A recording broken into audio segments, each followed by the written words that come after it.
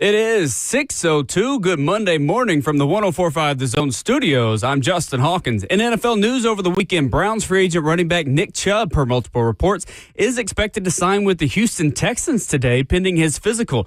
Chubb's 2024 season last year ended prematurely with an injury, but now could return for more in Houston. Also, quarterback Aaron Rodgers passed his physical and signed a one-year $13.65 million deal that includes $10 million guaranteed and a maximum value of $19.5 million. He will report to the Steelers' mandatory minicamp this week. In Vols news, Tennessee baseball season ended yesterday after they were swept 2-0 in their Super Regional against Arkansas, losing 4-3 on Saturday and 11-4 on Sunday. This is the first year in 3 years that Tennessee will not make the College World Series. In college sports news, a history-making resolution in the House first NCAA class action suit on Friday.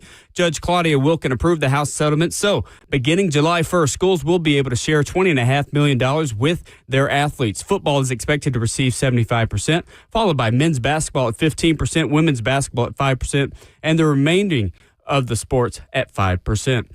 The amount shared in revenue will increase annually. And in the NBA Finals last night, the Oklahoma City Thunder dominated the Indiana Pacers 123-107, tying the series up at 1. The series now shifts to Indiana on Wednesday. For all your foundation repair and waterproofing needs, you've got to go to USSTN.com. Breaking news at once. On your home for the Titans and Vols, this is 104.5 The Zone.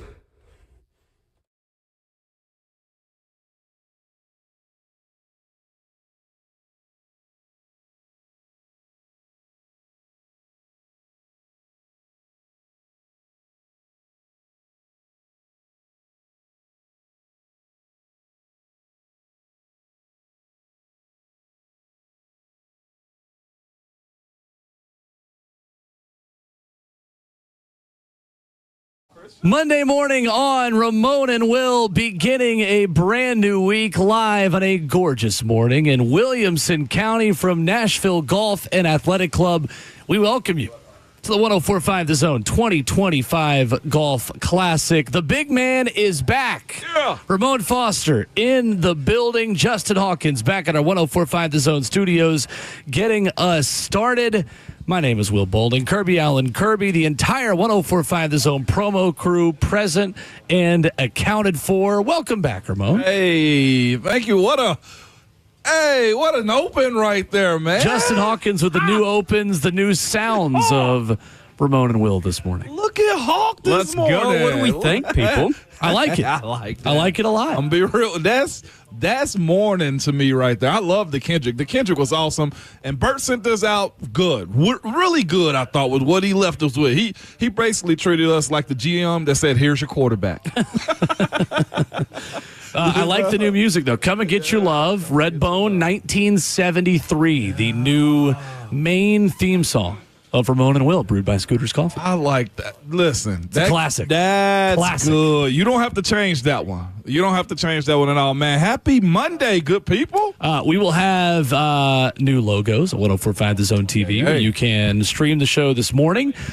We also will have different opens for really each hour after middle of this week. But we will have a theme song for hours 1 and 3 and for 2 and 4.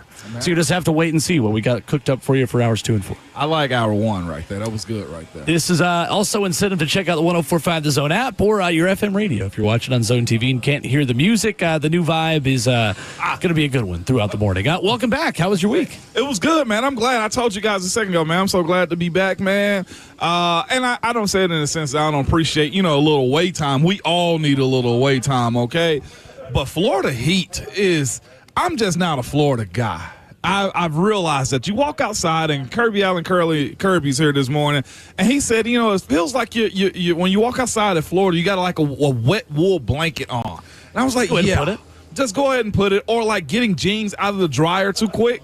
Like, that's how Florida feels, all day long. But I will say, I got some much needed, if we can have that. Yeah, you're damn right we can. It is Father's Day month, okay? It is. Father's Week. Father's Week, man. So I'm looking at Kerr. I'm looking at, I went and did a couple walks on the beach. I did that. Very nice. I did, man. I walked about a mile or more, man, each day I was there. It was real good. And I worked out, did an impromptu workout. I was like, you know See, what? that's hard to do when you're in Florida, like either at the beach or at just some kind of like out of your morning routine kind of situation. I've been trying to get my consistency up of like, okay, weight loss drop, being healthy, being on top of stuff. Sure. And like building muscle up is probably the best way to do it. So I got to take the approach of stop doing so much cardio and actually lift, because muscle burns more fat than fat burns itself. So, hey, fair. there we go. So I went and got an impromptu lift in. Hit my shin on one of the machines. Oh, it's the worst.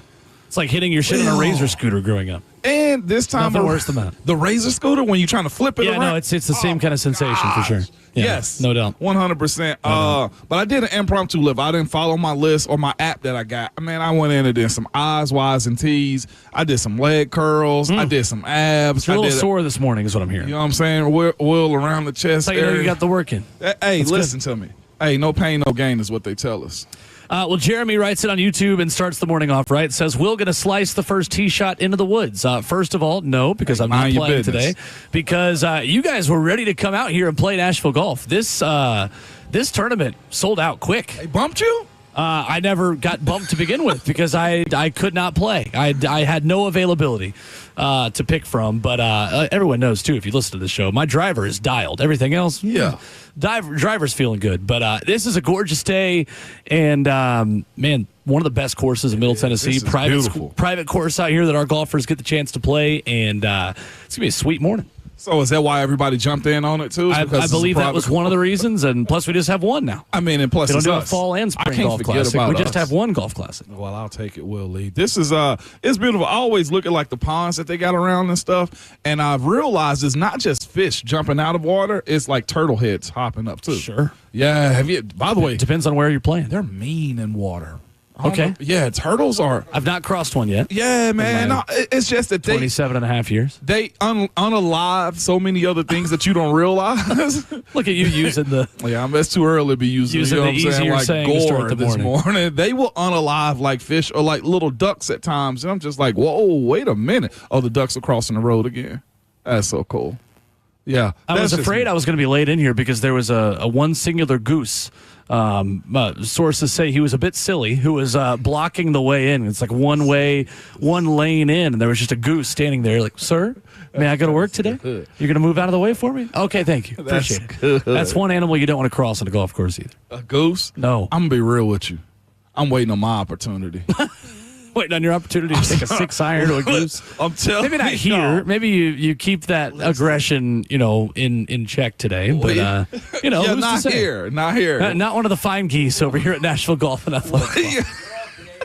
Will, just like Ramon, we just got into this private golf club. We've been here for Stop. 10 minutes. What I'm telling you Ramon's is already trying to get this. us kicked out. The ones that's over on Glenbrook and Hendersonville. Okay. I'm telling you, if they catch me at the Panera Y'all or are picking listening. up the Chick-fil-A, Yeah, if y'all are listening out Or the there, Geese Krogers. family, Hendersonville. hey, you better, Will, I'm telling you, they better watch out because they get an excuse for being like consistently mean. I'm not okay with that. That's the issue that I I do have. too. running I get to host a into. radio show with you 4 hours a day. Okay. See? That's the way to make it in this world. Just say you missed me. Just say you missed me, man. But with that being said, though, I saw this video recently. I'm quickly like turning my head around and stuff though, because like I saw a bird and they're flying around quick. I think we're by their nest is what's going on too. Okay. But I saw a bird just walk up and just fly down and like poke at some lady's eye. And ever since I've Where'd you seen see that this? video, social media. If we should spend a segment every morning on Ramon animal videos that have come across his feed over the for last real. 48 hours. 100%. Ramon's animal fact of the day. Tune in. Yeah, Speaking no, of animal man. facts, you see the zebra was airlifted. Zebra was found. Ed, the zebra is safe. I'm curious, and let us know if you're out there listening. 615-737-1045. Why do we have to fly the zebra to a trailer? Why could we not have just led the trailer to the zebra? Like what? There had to have been a more efficient way to do this. Can you imagine the zebra's thoughts as it's probably like Oh. 20,000 feet in the air? Listen. This was discussed a lot in my household and in What is it? my relationship over the weekend, because the question, it could go two ways of like, his friends are never going to believe him. First of all, like, guys, I was flying around Middle Tennessee. Secondly, what if he enjoyed it and loved flying, but he can never tell us and he can never go again? Ooh, what if it was the best day of his life? It had to have been. Ed the Zebra. And it wasn't like they had him high up. Like, he was comfortably up in the air, I thought. Yeah, oh, yeah, right. Comfortably up. Not like he had to worry about like a hot air balloon accident. So my fiance Peyton put a TikTok out of him flying through the air to Defying Gravity from Wicked. And I woke up, or I went to bed last night. It has 1.5 million views. So if you see a viral TikTok about Ed the Zebra flying through the air, that's my lovely fiance. By the way, y'all crushed it this weekend, man. CMA Fest. Peyton crushed it. I took pictures. Well, you was the best boyfriend. She was fiance ever. What I can tell. Take the My bad. boyfriend out. Ramon, you always have to remember. Yeah. Wait, that was when you were gone. That was good right there. No, Peyton hosted the stage out at Bridgestone Arena Plaza, the Good Molecules Reverb stage. Hey, there are a lot of you people, and I say that lovingly and affectionately, who love some country singers that I have never heard of.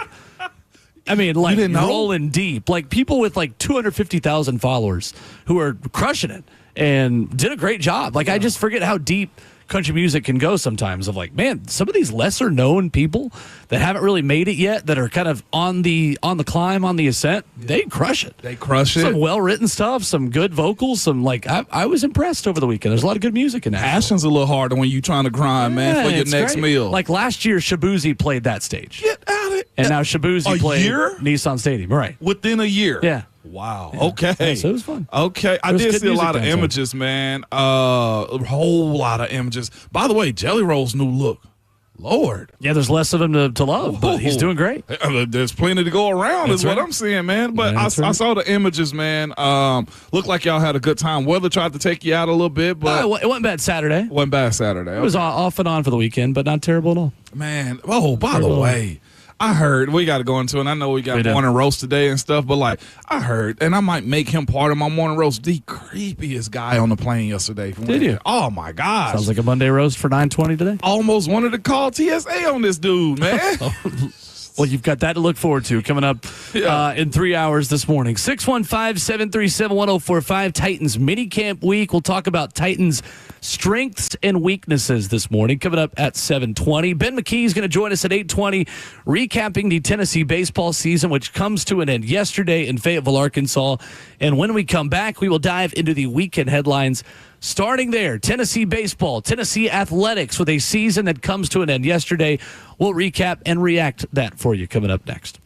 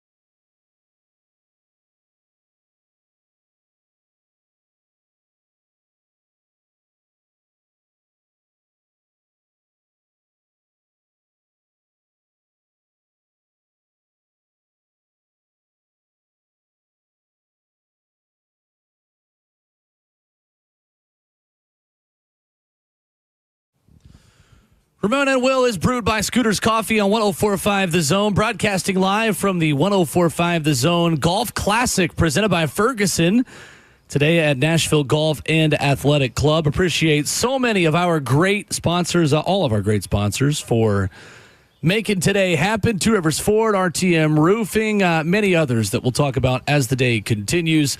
Visit a locally owned Scooters Coffee location near you in Rivergate, Smyrna, Brentwood, White House, or Mount Juliet. Amazing people, amazing drinks, amazingly fast. Ramon Foster, Tennessee baseball season comes to an end yesterday in 2 games. A clean sweep for Arkansas to win the Fayetteville Super Regional and head to the College World Series. 46-19, the first time Tennessee has not made a College World Series run in the last 3 seasons. What was your initial reaction to what we watched over the weekend in Fayetteville? Bats weren't working when you needed them to. I felt like the fine detail of executing, Arkansas had it just a little bit better in this series. Both pitching staffs were really good. I think we saw that. I thought the athletes that both sides had was good. I felt like looking at their team breakdown, there seemed to have been, I don't want to say more consistency, but it had more flow than what I thought the Vols did. Like the Vols would hit good the first couple batters, and then everybody else would be spotty throughout the duration. They were able to stack hits. They were able to not leave as many guys stranded on base as the Vols did, and they capitalized on pitching too. It seems to me Arkansas had certain pitches that they were looking for, and they weren't going to bite on anything else. To where I think the variation of pitches that Arkansas sent towards the Vols, there wasn't a real answer for it. Like, there wasn't a real approach at the plate, I thought, man, just looking at it, Will. And you have the errors that they make. They were supposed to lose that game. That's the way I looked at it. Yeah, frustrating weekend, no doubt. I think especially for the middle of the Tennessee order, and specifically 3 and 4, and Hunter Ensley and Dalton Bargo, who picked a bad time to slump. Tennessee left 7 on base in game 1 of this series, and other way around, Tennessee only left 1 guy on base in the first game because they just didn't get on base. Arkansas left 7 on base in the first game, and Tennessee really was unable to kind of make them pay for it. And then the 11-4 loss yesterday on the Sunday afternoon. Liam Doyle, tough way to go out in his final outing as a Tennessee pitcher. Tony Vitello saying afterwards that he felt like the Monday bullpen outing played a little bit of a role for Liam and coming back the way that he did and changing up that routine a little bit. But ultimately, an Arkansas team from Ramon that when they are at their best, when they pitch well, when they play good enough defense, and that was kind of the big difference between these two teams going into the season, they are a juggernaut in their own building. And they met the moment in a way that sometimes you just got to tip your cap. And they made some good swings on pitches that weren't necessarily even mistakes. The grand slam they hit off A.J. Russell yesterday, 98 on the black, up in the zone. Like, in this sport, sometimes you just tip your cap and say, you know what, that's a really good team. That's a hard place to play, and you move forward from it. Just to be very pro-Vol, so if you hate us, cover your ears up a little bit right here, okay? Just because here's where I am. I mean, I'm calling games in the fall, so I got to be able to do this, okay? I try to play down the middle, but what I will say, though, is this, though, Will. I do think the attitude, I do think the way the Vols play, I do think the way they went about, I guess you can say, changing baseball, I think they bring the best out of teams like that know they're good, that know they have the ability to beat them also, and they rise to the occasion. I don't think when you look at the way Arkansas played and the way the crowd responded and the way the guy, the 4-hole hitter, I think, if I'm not mistaken, the lefty, the one that hit the grand slam. Well, Vahiva Aloy didn't have the grand you're slam. right. He's the Golden Spikes finalist. But, like, Gavilan, the leadoff hitter, crushed him all weekend. Yeah, he did. Did you see him do the psycho around the psycho motion running the bases? I believe it. Yeah, but what I'm getting at is, like, for the people that dislike this style of baseball, I don't think it's going anywhere. No. I don't think the Vols are going anywhere. Or any other team that do baseball like this. Like, we're watching pro teams put helmets and put masks on guys going into the dugout after big plays, after home runs and stuff. And I think when you go against them, specifically UT, they're going to have to bring their A game more than they ever have before, because other teams like Arkansas, who's already good, did that. And again, I'm not saying that the Vols should have beat them. Arkansas absolutely rolled, I thought, UT more than anything. I said even when Marcus Phillips was on the mound Saturday, looking at the way he pitched and how they hit him, like you said, like the Vols played good defense against them legitimately, but the way they just kept chipping away and hitting, it was going to crack at some point in time for the Vols. Yeah. I felt like when they couldn't hit the same. Right. So I halfway agree with you. Okay, where you at on it? I don't agree that Tennessee changed baseball. I say the attitude era, which is in. Yeah, it was already in. I think we have more eyeballs on it here locally now because Tennessee is doing it that way. Somebody else in college was doing it like this? Yeah, I mean, it's college baseball. Like, everyone's kind of doing it like that. There are still teams that do the old school thing, but, like, for all the talk about how much Arkansas is old school and Dave Van Horn respects the game, like, those guys have their own little, in-your-face things that they do. Like, Vandy's been stomping on home plate for years. Like, I don't have an issue with any of these things. Like, Georgia's got their jerseys halfway unbuttoned the way they're playing this past weekend. Chipper Jones, huh? Yeah, right. That's a whole conversation. Yeah. And like Mississippi State and Ole Miss, like Florida, like teams have been playing with attitude for a little while now. I think it's more about the game changing at the major league level and that trickling down to college. Like the era of Major League Baseball that we're in, where Major League Baseball markets superstars not quote unquote respecting the game. Juan the way Soto, guys the used Soto to. shuffle. Yeah, like Ronald Acuna wearing a neon green, neon yellow arm sleeve, Chisholm. and Jazz Chisholm and Fernando Tatis and like pretty much anybody Bryce named Harper. pretty much anybody named Mike, not named Mike Trout, who because he's pretty old school in the way that he operates. But like the sport of baseball made a pretty smart decision within the last decade to lean more into the younger generation of fans that weren't liking baseball 10 to 15 years ago. Gotcha. That I think are starting to like baseball again That's the because of the banana way crowd. that a lot of these, there's a lot of truth to that too, of like the way the game's been marketed. So I don't think Tennessee has totally changed the game itself.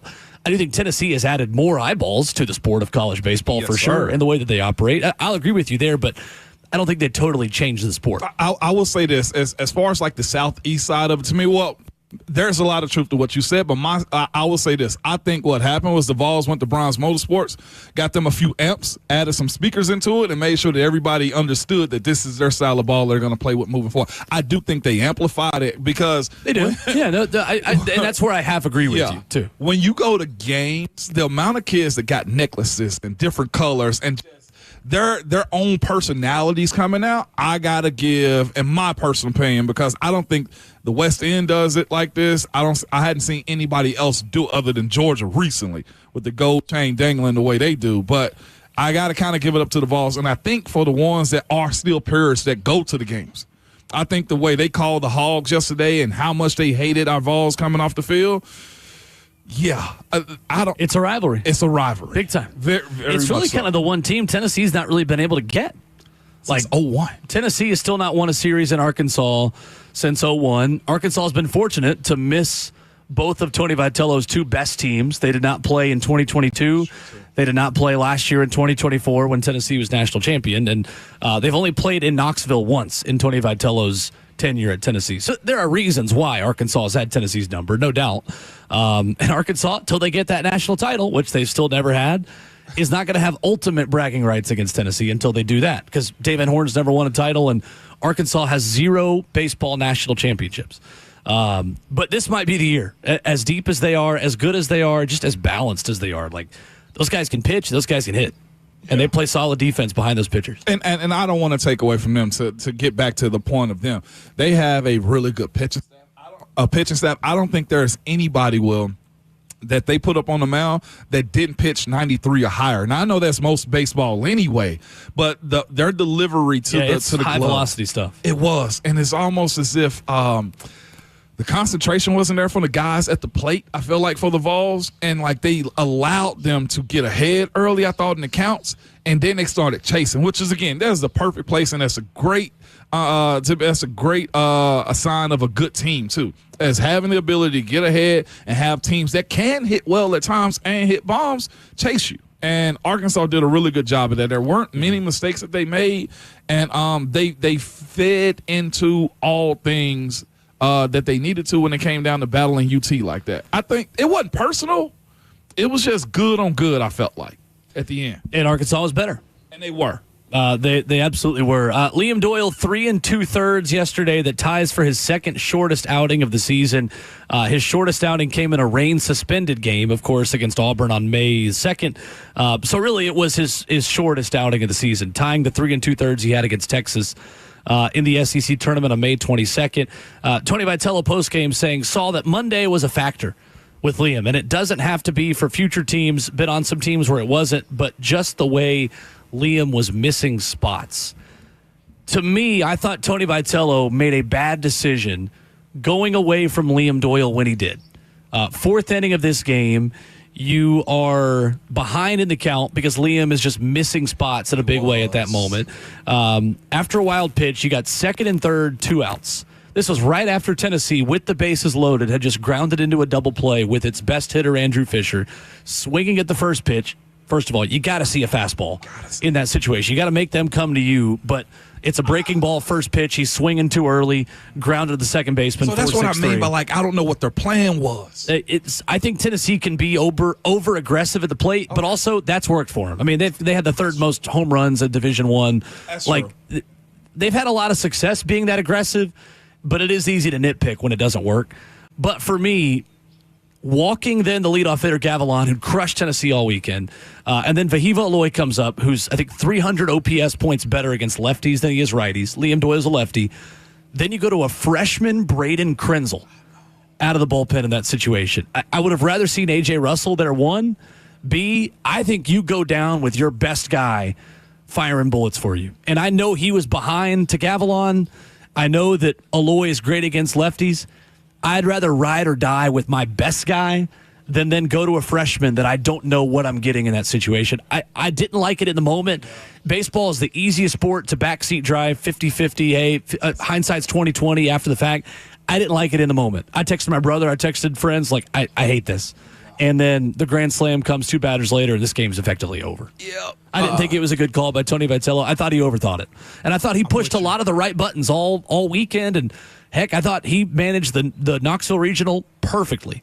But I thought he got that one wrong. And the grand slam by Maxwell, correct? If I'm not, the lefty. And what's crazy, I'm listening to the TV. I'm listening to the TV breakdown of it, man. Chris Burke, by the way, was good in it. The entire crew, I thought, was fair down the middle for the most part. Listening to They're them. excellent. But listening to them speak about Maxwell, the lefty against the lefty that was on the mound at the time for the Vols, Will, they were just saying, like, he hit over 400 versus lefties. But they were also saying our pitcher on the mound who gave that up as I'm A.J. Russell. A.J. Russell. He's a righty. Well, you sure? Yeah. On that one? Yep. Okay. Well, either way. A.J. Russell's a righty. They were just saying in that moment that he was his slugging percentage was so high. And I was just like, why would you put him in that situation? And, well, it was a wrap from there. It was insane decision making. I felt like, I don't want to call it insane. That's too over the top. But to your point, some of the decision making and how they brought guys in and out of the lineup and just being real with you, consistently, like, sticking with Dalton Bargo when he was hitting, I think, under 100 at the plate throughout this playoffs or throughout the College World Series. So it's a fascinating approach. And here's where I'm at as far as the Vols go, too. I do think having an immense amount of talent is huge, but balancing that in a year where you don't have the maturity that you think you should have is something I feel like there should be another step for Tony Vitello moving forward, though, too. As far as, like, managing your young hitters, because there was a lot of freshmen that went in and out. I'm looking at Abernathy yesterday. I was wondering where he was, and he comes in and cranks a home run also. Like, there's, I don't want to call it inconsistencies with how he's managing it, but, like, where's your steady eddies of how you're going to get this batting lineup weekly? Your top 2 were your steady eddies, and Gavin Keelan and Andrew Fisher. The issue is you weren't consistent enough behind those 2 guys. Tennessee's starting outfield in this series, Dalton Bargo in left, Hunter Ensley in center, and Reese Chapman in right. Veteran guys, Ramon. Hit a combined 108 with a 231 on-base percentage in the NCAA tournament. Not just in Fayetteville. And I hate that for Hunter Ensley so much, a guy who is a fifth-year senior. He is a national champion. He is a Tennessee hero for what he did with the slide, with the crazy catches in center field, all the things he did last year. I hate that he goes out that way, but that's 3 upperclassmen guys. That's 2 juniors and a fifth-year senior that hit 108 with a 231 OBP in the NCAA tournament. And Anybody that knows baseball, you know what you say to that one? That's just baseball. It is. And it sucks. It's bad timing to have three of your most important players go into a major slump, but that's part of it. You have to avoid major slumps in the middle of your lineup, and you got to have pitchers who haven't really proven themselves yet prove themselves on the national stage in order to win a national title. It is what makes this sport so fun and such a good postseason and so hard to win a championship. And there's one team that'll be able to say they did it with all those things at the end of the day. And Arkansas adjusted, I thought, for being familiar with the Vols this year. Essentially, like I said, I felt like they were waiting on Liam Doyle. I call him William. Liam Doyle, for the most part, man. It is a short version of it, though. Liam and William, though, right? Couldn't tell you. No, it is. But I felt like their approach to attacking him was more settled than ours were to their pitchers that were pitching the exact same thing because, as I said earlier, like they've seen these pitches before. They've been a part of it. They've seen it in their own BPs. Mm-hmm. I think the stat they were giving out, 90% of 95 and higher, or 99. No, it was 40% of pitches thrown 98 miles an hour and faster were from Tennessee and Arkansas pitchers in all of college baseball this season. So it wasn't any surprise to the Vols. No. I mean, you knew what you were getting. You knew this was power hitting, power pitching kind of series. Again, Kyle Peterson of ESPN saying over the weekend, 40% of pitches thrown 98 miles an hour or faster in college baseball this year were either Tennessee or Arkansas pitchers. That's big time. Crazy. And both sides going to have numerous picks in the top 100, too. No doubt. Eva Loy is a top 15 pick. Liam Doyle's a top 15 pick. Andrew Fisher is top 50. I mean, Marcus Phillips probably played himself into a top 50 pick. Probably so. At this point. Like, that is a weekend series riddled with MLB talent. I think the people angriest the most this morning, Ramon, is the Omaha Chamber of Commerce. That had to be a super regional and not an Omaha matchup. No. I mean, who's going to buy all the shots this year? LSU and Arkansas fans. Because they play each other now in the first game in Omaha. Do you like that? I love that. That's going to be cinema. I would love to see him I would love to see him in the championship game, but here's the other part of it, though, too. Oregon State looks good. And Coastal. You do not turn your nose up at Coastal Oregon at State all. 7-run first inning yesterday against FSU. Crazy. Yeah. It had shades of the 2019 Braves Cardinals. What the 9-run first inning that I try to suppress the memory of. Yeah, man, good stuff. Shout out to Coastal's coach too for saying, "Don't hey, wipe the surprise off your voice." You know what I'm saying? Yeah. All right, stop asking questions. They've been them. Yeah, first time they've been back to Omaha since they won the Natty in 2016. He told him, "It was like, man, we won 9 straight series. What are y'all talking about? We're no Cinderella." I think they've won 24 straight games. Yeah, 23 straight games, something like that. Bro, put it out there. I was going to Auburn in Alabama last weekend, and there was a dad that had a kid that's a prospect too. He was just like, yeah, Virginia Tech's all over him. He was like, but I want him to go to Coastal. Me, you know what I'm saying? I'm an SEC guy. I was like, why Coastal? He's like, you hadn't seen him. I see why he wanted his kid to go to Coastal. Myrtle Beach. Yeah. That's right. He also mentioned the kid being close to home and stuff too. So 615-737-1045 is our number. Well, there was major NFL news that broke late last week about Ramon Foster's employer for 11 years. He got to react about that on 3HL because Brent Doherty didn't know he was on vacation. That's all right, though. I was glad to hear him because now I have a precursor to the full thoughts that we will get coming up. How Ramon Foster feels about Aaron Rodgers going to the Pittsburgh Steelers. That's next.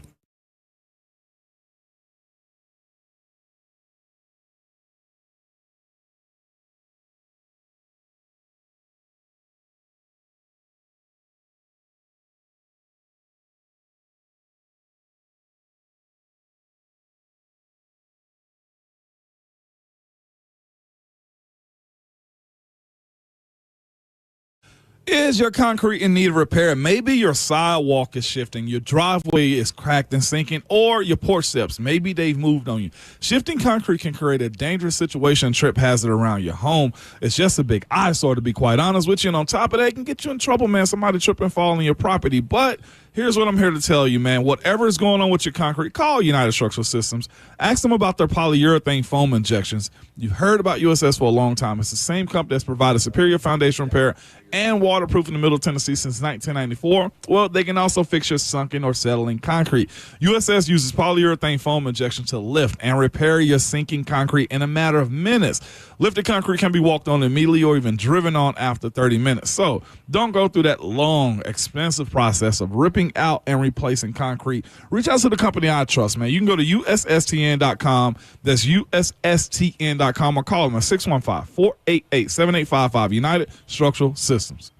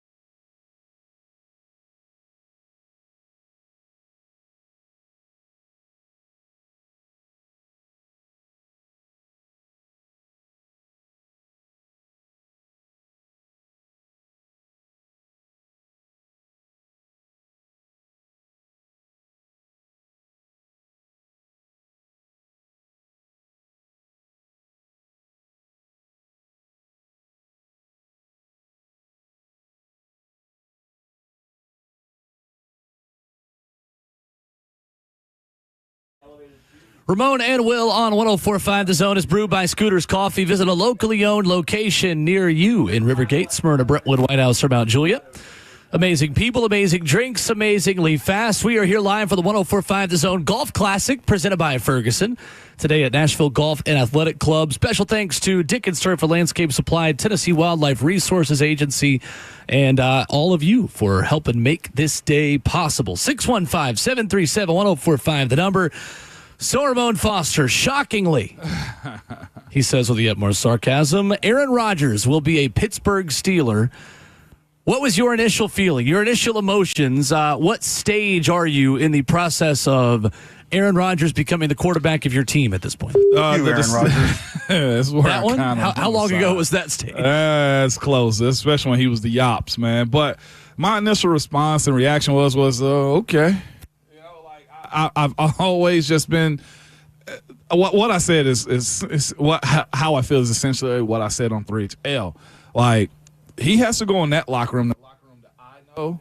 And what's that? Yeah, it is. It's cutting out just a little bit. Kirby just yeah. Wait a minute, is that mic cutting out? Yeah, but how I feel is this. If Aaron Rodgers walks into that locker room and proves himself to the guys that matter, and that's his teammates, I feel a whole lot better about it. Their method as far as getting to this point with Aaron Rodgers, as far as like just promising him that it's his spot, overlooking Mason again, which, hey, you know what? At a certain point, you become a backup, and that's just what you are in this world. That's especially in sports. And that's what it is. But you're betting everything on one particular guy at the most important position, and he hadn't shown his ability to be an elite level passer, an elite level playmaker in a few years right now. And I feel like Coach Tomlin and the Steelers are attaching themselves to a guy that hasn't proven that. Now, I feel like he'll have a better defensive backing. I feel like he got some youthful guys around him that can make plays. I think DK Metcalf can be a guy that can turn into a stud, but I'm not sure who wide receiver number 2 is consistently. Right. And can Aaron Rodgers deal with in-between young-ish offensive line that may still get him hit too? So to answer your question, I'm not overly impressed, to be quite honest with you. But here's what I know about sports. If he goes out and win, he wins me a little bit more. But as far as where I stand, Will, I'm a little bit more out than I am in on this one. So Aaron Rodgers, if you do the box score scouting last season, 3,897 yards, 28 touchdowns, 11 interceptions, quarterback rating of 90.5. He was sacked 40 times. I think the box score scouting doesn't tell the whole story with Aaron because New York was behind in so many games that, of course, you're going to have passing yards and production if you just start and finish all 17 games. He didn't finish every game because sometimes they were getting blown out so badly they took him out and rested him in the fourth quarter. But to me, that is more about the Jets being bad and them going 5-12 last season and him having the chance to fill up the stat sheet because you're throwing down by multiple scores in the fourth quarter week in and week out. I think there is a world we could live in where Aaron Rodgers in Pittsburgh works out. I, however, do not think with a remade offensive line we are going to live in that world. This is not the time, if you're Pittsburgh, to add Aaron Rodgers and retool the O-line because every member of that line, except for their left guard, Isaac Seumalo, has been drafted in the last 3 drafts. Yeah. Including Broderick Jones now, who is a first-year starter at left tackle, replacing the guy who's now here in Dan Moore. That, to me, is the struggle, is Aaron Rodgers as a statue at this point in his career either needs an elite cast of playmakers to catch the ball or a really stable offensive line that allows lesser wide receivers the time they need to get open. Ramon, I'm not sure he has either of those things in Pittsburgh. No, not in particular right now. You have DK Metcalf, but you know what teams will do? Double the stars in a situation like that. Make him obsolete on game day. Especially in the AFC North. Especially in the AFC North, man. And of course, they got guys, they have players on that team, but nobody's really earned those stripes to have that type of respect. Like I said, like going into stadiums, you want people to be able to fear your team. That's one thing I've said about like the Titans. I'm saying about the Steelers too. When you walk into the stadium, who offensively do you fear? And right now, it's probably DK Metcalf, but I can put a safety and a corner on him and shut him down. Now, they got Jaylen Warren. I really like him as a running back, and they've also went out and got Caleb Johnson out of Iowa. So they'll have a bang-bang, albeit, Will, young, at the running back position. Sure. Roman Wilson didn't play a whole lot last year. So it's Aaron Rodgers at 41, 42 years old in a position to train up this young talent that's around him. Roman played 5 snaps last year. You got Calvin Austin, who's a speed demon. Can he connect with? Has he had a guy like Calvin Austin in his career as a quarterback? I don't think he has in Green Bay. His wide receivers have been bigger, not your possession guys. That's a fair point. Exactly. So Yeah. if he goes and wins and he gets support of the defense, well, it's a different conversation. But as it stands right now, I felt like with how I know that locker room to be and that team to be, too much was given to a guy that hadn't earned those stripes in that locker room. That's the question I think you have a unique perspective to answer. Didn't like it. Is how he is going to mesh with a Cam Hayward, with a TJ Watt, with a Minka Fitzpatrick, right? Like it's that side of it that I think is really interesting because Aaron, since he was in Green Bay, has kind of gone in as the leader and the guy to fix a losing culture or to elevate a losing culture. Well, Pittsburgh has a winning culture already. Like you have one of the best cultures in terms of what Mike Tomlin has implemented within that franchise at that level, and even within the front office and the ownership. Like you are one of the most consistent winners in the NFL. You don't need Aaron Rodgers to come in and change everything. I think it's going to be a really interesting mix of personalities. Yeah. In that locker room. It is, man, because it's a real blue-collar city, and as much as they love you, boy, they will hate you quicker, Will. They will turn quickly, I imagine. I mean, it's a great fan base. I have no negatives to say about them, but when you're good, they'll love you. When you're bad, they will bury you. They will in towns like kick that. you out fast. The best thing they got from that signing was the deal. I think it's based like 13 up to 20. So you get a walk and go jacket that you hope has something left in the tank for under $20 million in today's world. You can live that life. And I think Omar Khan, who's a capologist and GM right now, he pretty much set this up in a sense to where it's low money and he got to go earn the rest. Interesting thing to me, Ramon, is what is now coming out about the signing now that it's been made. Adam Schefter on NFL Live Friday saying this was the Steelers' third choice. Third? Going after Aaron Rodgers. Who's 1 and 2? Matthew Stafford was plan A, and Justin Fields was plan B, according to Adam Schefter. 2 was wrong. The PR campaign has begun to spin this from Pittsburgh of, well, if it doesn't work out, everyone just remember this was our third choice. Ooh, I don't like that. Get out of here. As you swat a fly. Swat a fly, shoot fly. I don't believe number 2. He had me at Matthew Stafford. Yeah, I agree. I think at worst he was plan B. Because you know why? Justin got, what was it, under Aaron Rodgers' money? They 2 years, 40, I believe. 20. Wasn't it 20 a year for 2 years? Yeah. Yeah, that's what it was. Up to that. That's a lie. If that's what we learned publicly. Chef, I roll with you on a lot of stuff, but you give me your source. That's a lie. 615-737-1045. Major game-changing news in college athletics. Of course, as it always happens with courts and with the NCAA, it happens on a Friday afternoon, which means to kick off your Monday, we will react. The House settlement, a done deal. How will it affect college athletics in the immediate future? We'll dive into that next.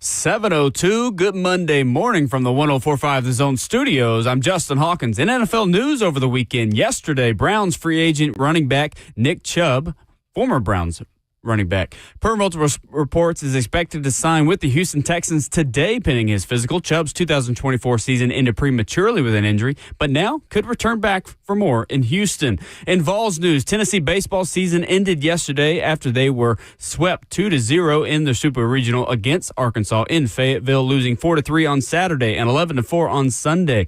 This is the first year in 3 seasons Tennessee will not be making the College World Series.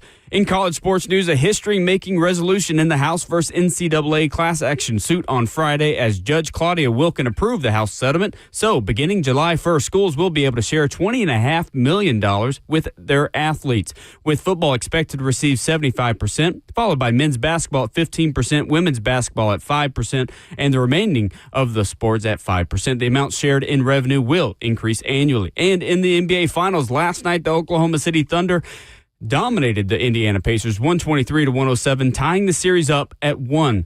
The series now shifts to Indiana on Wednesday. For all your foundation repair and waterproofing needs, you've got to go to USSTN.com. Breaking news at once on your home for the Titans and Vols. This is 104.5 The Zone.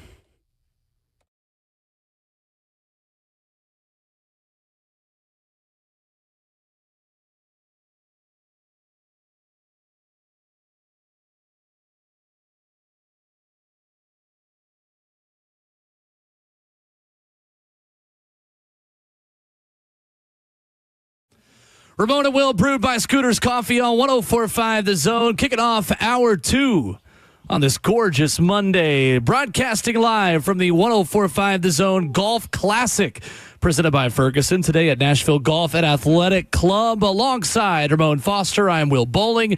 Justin Hawkins, our producer, Kirby Allen Kirby, keeping us between the navigational beacons here from Greenside at Nashville Golf and Athletic Club. Hour 2 here already.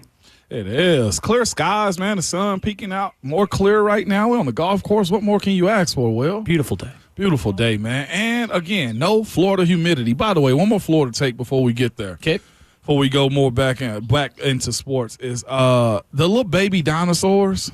Not a fan of. Lizards? Okay. Yes. Iguanas? Yes. Okay. All of them. All right. What they do to you? Not a fan of them. Existed? Like, people, when y'all go to these resorts and hotels that's in Florida or like Arizona, like warm places, okay, to have these baby dinosaurs, aka lizards and iguanas, right? Leave them alone.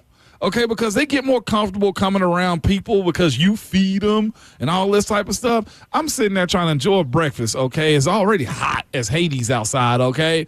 And one just buzzes underneath my legs. I'm just like, what was that? And the server lady was like, I think that was iguana. I'm like, it was. Get these baby dinosaurs. Y'all don't have traps? Baby dinosaurs. Y'all don't have traps Sure. out here, man? Like somebody had a dog out there, dude. Chased one down. Grabbed it, too. Sure. Just had a whole meal out Florida of it. dogs built different. Listen, way different. It was one of them little terriers, too, like a little fluffy foo-foo dog or whatever. It was crazy, by the way. So 59 months after initial class action House versus NCAA suit, college athletics changes forever over the weekend. Judge Claudia Wilken approving the House settlement on Friday in the U.S. Northern District of California, a landmark decision where revenue sharing will officially become the way of the world on July the 1st. So schools will now be able to share $20.5 million with athletes, with football expected to receive 75% of that money, followed by men's basketball with 15%, women's basketball getting 5%, and then all other sports. Ramon Foster receiving the other 5%. The amount shared in revenue will increase annually. So Power 4 football programs now have roughly $13 to $16 million to spend on rosters for the 2025 season, in addition to name, image, and likeness. Well, now you also have an NIL clearinghouse called NIL Go running through Deloitte, a third-party NIL policy and basically clearinghouse that will judge whether or not deals of $600 or more are approved or not. There is a lot to unpack, Ramon. There is a lot of new, but this is the way of the world. And starting July 1st, colleges can officially pay their athletes. So this 13 to 16 million that football teams are getting, this is also included in the scholarship, I guess, bank too. This is 13 money to coming 16 out. million for football. Yes. And then a full 20.5 million for all of your athletes. Wow. Huge, man. Number one, for me, you get more structure behind it. Okay, that's most important to me. I feel like more than anything, Nate. If courts can still uphold this. Yeah. The second part is if this is a case where these teams get this a lot of money, then everybody gets something. That's where I'm at. Like I'm of the mindset everybody eats, man. I do think like all student athletes, even the non-revenue, like you're a representation of the school, you're a face of the school still. There's images that go into your promotion for the school too, and like you get nothing. So that's been my biggest thing more than anything is now you have the ability to designate, hey, look, you don't look at what the football checks are, but over here, we're going to give you $750 a month. I think that matters, Will, a whole lot more because you don't have the ability as they like to call it, student athletes and amateurs, right, to be able to get money or have the ability, Will, to go out and get work experience. Your job in college, and you know this to be true too, Will, because you've gone through it. Your day is not a regular day in college like the regular student, like the other students are. You got weightlifting, you got class, you got study hall, you got different demands that don't allow you to go get an internship somewhere. Or get a job to make money on the side. Or being an athlete is your job no matter what you're doing. We couldn't even get a job. You know what I'm saying? And that's why I feel like now having this for everybody, you can at least walk away and have a comfortable, I heard Bully say this one, Keith Bullock say this, like the intention was to have a comfortable experience in college. I think now you have that ability with this house settlement coming through before all the other stuff comes into play. It's going to be interesting, and I'm curious how much of this can get upheld in court. So Pete Nakos on 3, all the reporting around this, Russ Dellinger's made the note as well, that more lawsuits are expected. For me, Ramon, the Title IX element of this, that football and men's basketball can be 90% of the revenue, is going to get challenged in court. That's where we begin here, because Title IX and the idea that the female sports and female athletes get the same benefits, get the same conditions, get the same locker rooms, get the same all these things to what male athletes are getting, that's going to come up in court, first and foremost. Secondly, schools have to agree that they will not sue the College Sports Commission when issues come up in this. But here's the thing. The state of Tennessee already has a law that says that new NCAA rules and new house settlement rules cannot circumvent state law and what the state of Tennessee says. And at the end of the day, the NCAA still has not won a lot of these settlements and won a lot of these disputes when they go up against state legislature or federal legislature. So again, here's the thing for me, Ramon. This is an important next step. It is important to have the revenue sharing model begin. But until we have athletes who can collectively bargain as a union for what they feel like they deserve, we're just going to keep going in circles of lawsuit, settlement, new rules, lawsuit, settlement, new rules. And that's the reason why the NFL has the exemptions that it has to be able to make up these rules that say you can get paid this much at this time, and then 3, 4, 5 years later, you can get paid this much at this time, because the players have a seat at the table to bargain for that. Players are still being told in college athletics, this is what you're getting, you better like it. And until they have the ability, for me, I'm going to believe it when I see it, that rules are set in stone. I think this is an important next step. I think we are far from what the final iteration of college athletics is really going to look like. That's interesting, Will. Because the players have had no say in this. Your players are getting more, but they're still being told, this is what you're getting, you better act, you better like it. Yeah, you better like it. Now the other part of it is twofold, I guess, Will, because the collectives still play a part in this too. Now, is that where you get most of your negotiating done? Like, if you're a smart team, you do use this collective or this revenue sharing as a way to pay your guys that deserve to, so you can kind of control your roster a little bit better, because collectives can be a little bit dicey at times as far as how much money they're getting in, etc. But with that being said, too, Will, you mentioned like the Title IX side of it and just the idea that basketball at one school may feel like it needs way more money than football does, right? Like Duke in North Carolina, okay? those situations right there. What I would tell those folks is don't be dumb. Like I look at UConn, right? Connecticut. The cash cow is women's basketball. They deserve more. Well, men's basketball, not the cash cow. But I'm just saying, as far as even there, football's making more than women's basketball. Still? Oh yeah, I mean 100%. Like Kentucky is not even close. Like those schools still, like, bad football programs in FBS still make way more money than the best men's basketball programs, much less the best women's basketball programs. Football was holding like that. Oh, absolutely. I honestly did not, because if you mention like UConn football, it doesn't register to me. Still makes more money. But like it gets more it doesn't get as much notoriety as the men's and women's basketball. I mean, women's basketball is only a revenue driver for a small percentage of athletic programs, including the one in Knoxville. Well, this is where you need smart administration at your university then. So be able to delegate this and have an understanding of what you are then. Yep. That plays a bigger part in this than almost anything else. Because you're right. I get that. If I played basketball at UConn or South Carolina women's, like we need a little bit more than that $3 million that you say we're supposed to be getting. So I'm there on that side of it. I'm just glad that there's some sort of, I guess, box that they can work into. Now, the CBA side of this, that's when we're really cooking with guys. That's coming. I really think it is. So the College Sports Commission, which is run by the Power Four, not by the NCAA, Major League Baseball executive Brian Seeley is going to be the commissioner of the College Sports Commission. We will see in court exactly how much power that commission really has. Wow.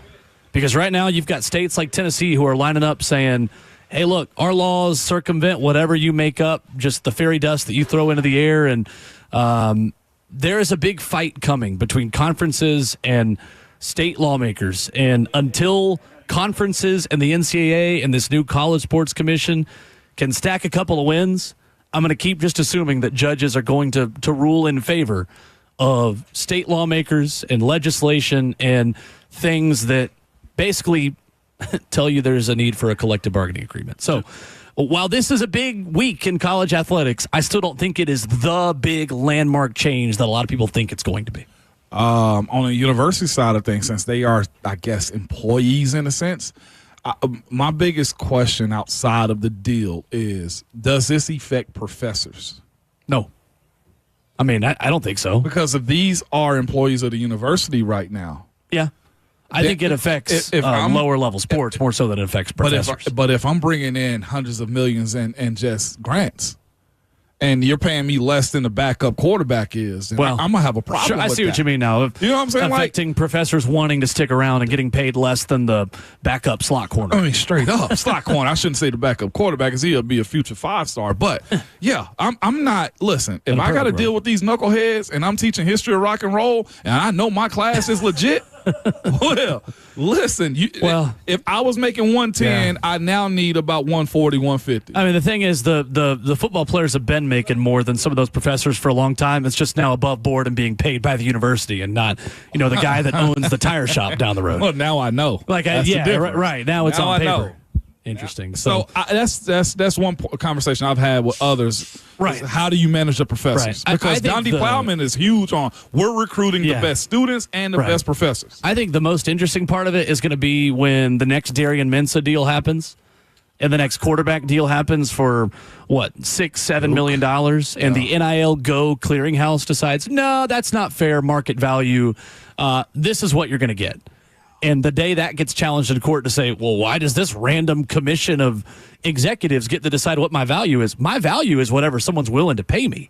It's not what NIL Go run by Deloitte says that I can get. That to me is where the big legal battle is coming. It's going to be that, and it's going to be when the next Olivia Dunn or the next big women's sports superstar comes up and says, well, why is my direct payment less than this men's basketball player over here? Like, I may be in a non-revenue sport in gymnastics or softball, but like Najari Kennedy, the girl at Texas Tech, her cut of the pie might be bigger than the rest of her team combined based on what she should be making. Like, there's a Title IX legal fight coming, and there's a, hey, why did you not approve of this big deal for my quarterback fight coming? And the biggest winner in this, billable hours, Ramon Foster. You better believe Lawyers, it. the biggest winner in all of this. 615-737-1045, the number. What's that?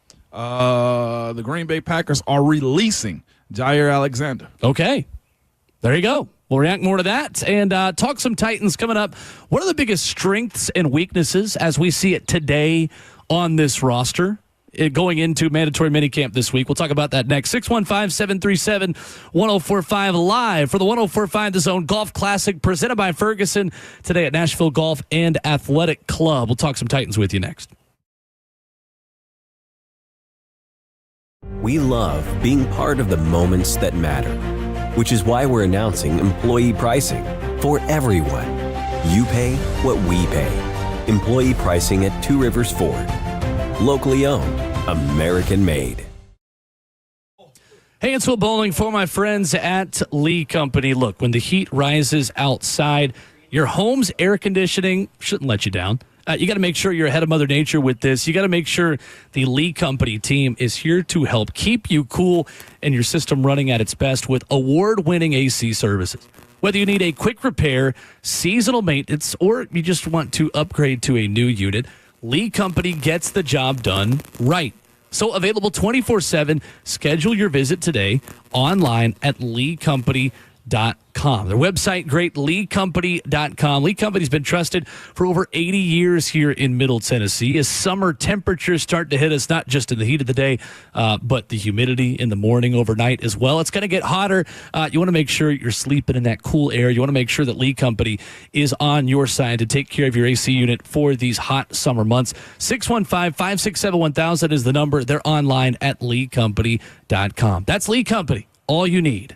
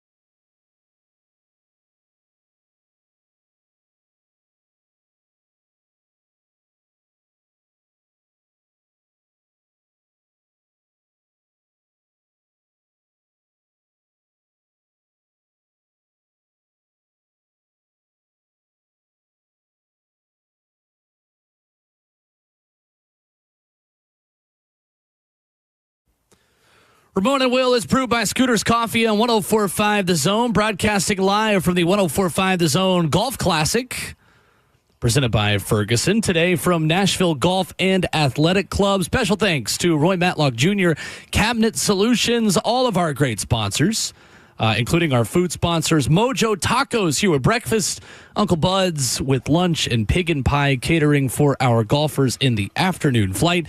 You can join us on the phones at 615-737-1045. Ramon Foster and Will Bowling. Ramon, some breaking NFL news this morning that we mentioned right before the break. Jaire Alexander is being released by the Green Bay Packers. Two-time Pro Bowl quarterback decides that attempted to come to a revised contract but could not reach a deal, the source said to ESPN.com, leading to the Packers' decision to move on before minicamp. Both Alexander and the Packers had expressed frustration over his past two seasons, during which he missed games from injuries and a suspension. 2018 first-round pick had 2 years left on his 4-year, $84 million contract that made him the league's highest-paid corner at the time. Had 12 total interceptions over 7 seasons.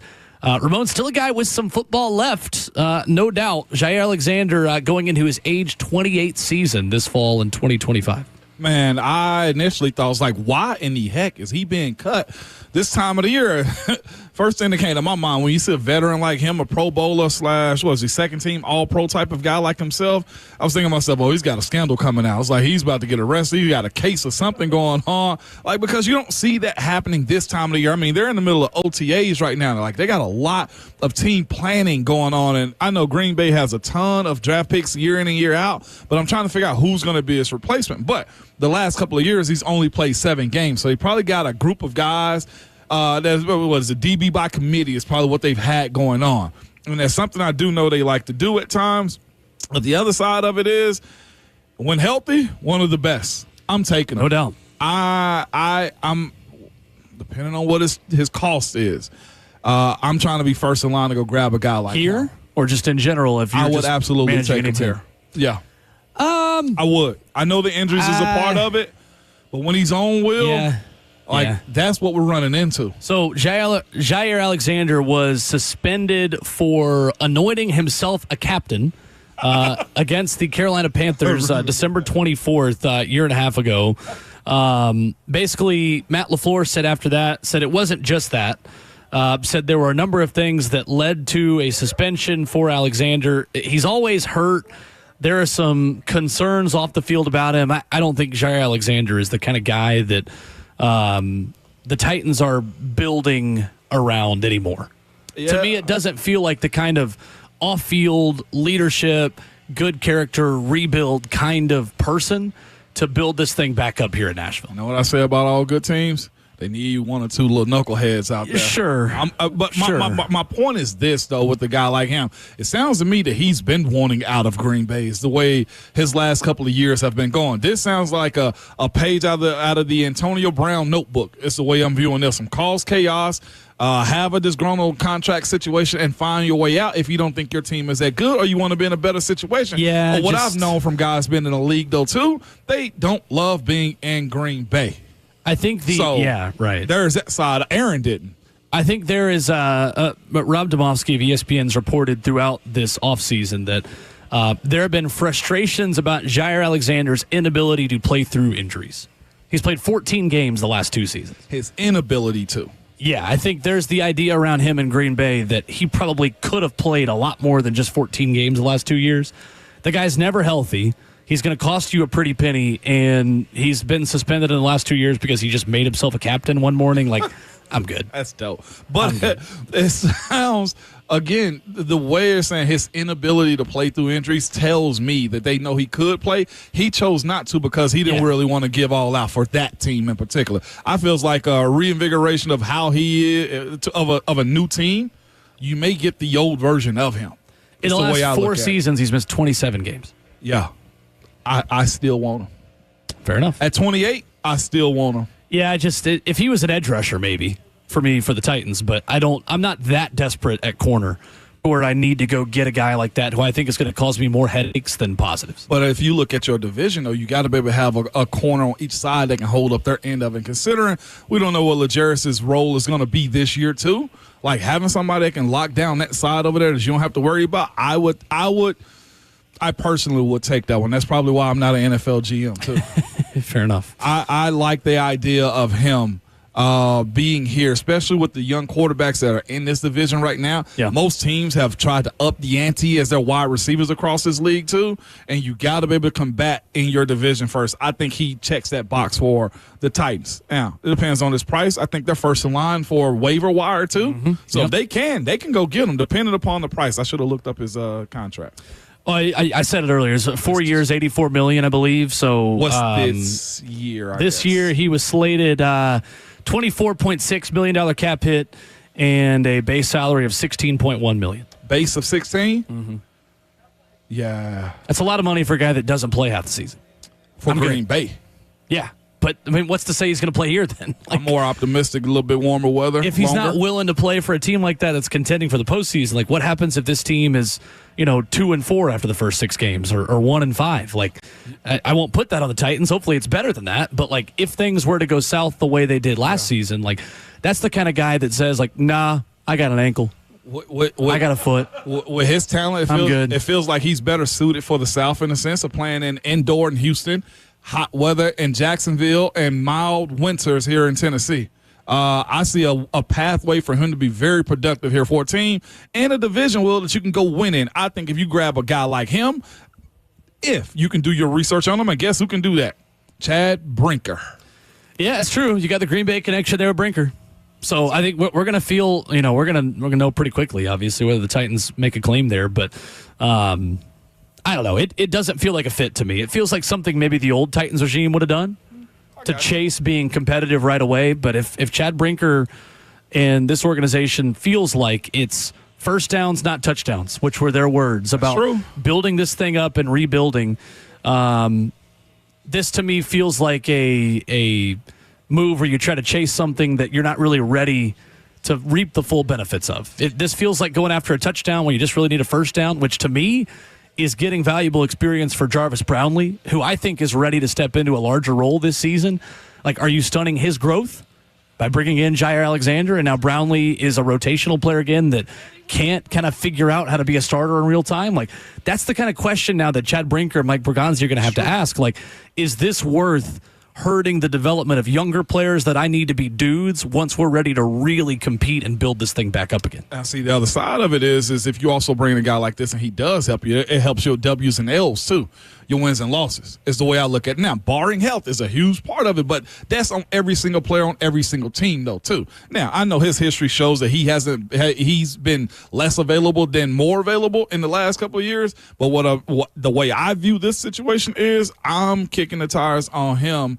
And Chad has the ability to get all the information possible because right now Green Bay has washed their hands with him. They want nothing to do with him. So he's very intimately in tune to what's going on in Green Bay. If he gets the right answers and say, look, this can work for us, I would sign it up because the other side that this helps if he stays healthy and if you can get him is the rush that is very questionable on this defensive side of the ball for the Titans too. If rush and coverage works together, if you can cover guys up and allow your guys up front to go eat, I think it's a prime piece for him. I'd be very surprised if they did this. I'm considering they've made it clear they value durability and guys that are on the field, and Jair Alexander just isn't. So I'd be very surprised if they did this. PFF, Ramon Foster, ranking every team in the NFL's strength and weakness, their biggest strength and weakness from last season, in addition to the X factor for this upcoming season. We talked about this a little bit last week. I totally agree with PFF saying that Dan Moore is the X factor for the Titans this season. If there's one X factor who really can change the way this season goes, I don't know if I agree with them on what the biggest strength of this team is. Pro Football Focus, run defense, biggest strength for the Titans, saying Tennessee's 72.2 team PFF run defense grade ranked 9th in the NFL last season, and the team's successful run rate allowed, 33.7%, ranked 8th. The Titans' three-headed monster at defensive tackle and Jeffrey Simmons, Tavondre Sweat, and Sebastian Joseph Day is very difficult to beat on the ground. Titans are 21st last year in run defense in terms of yards per carry allowed. 4.5 yards per carry.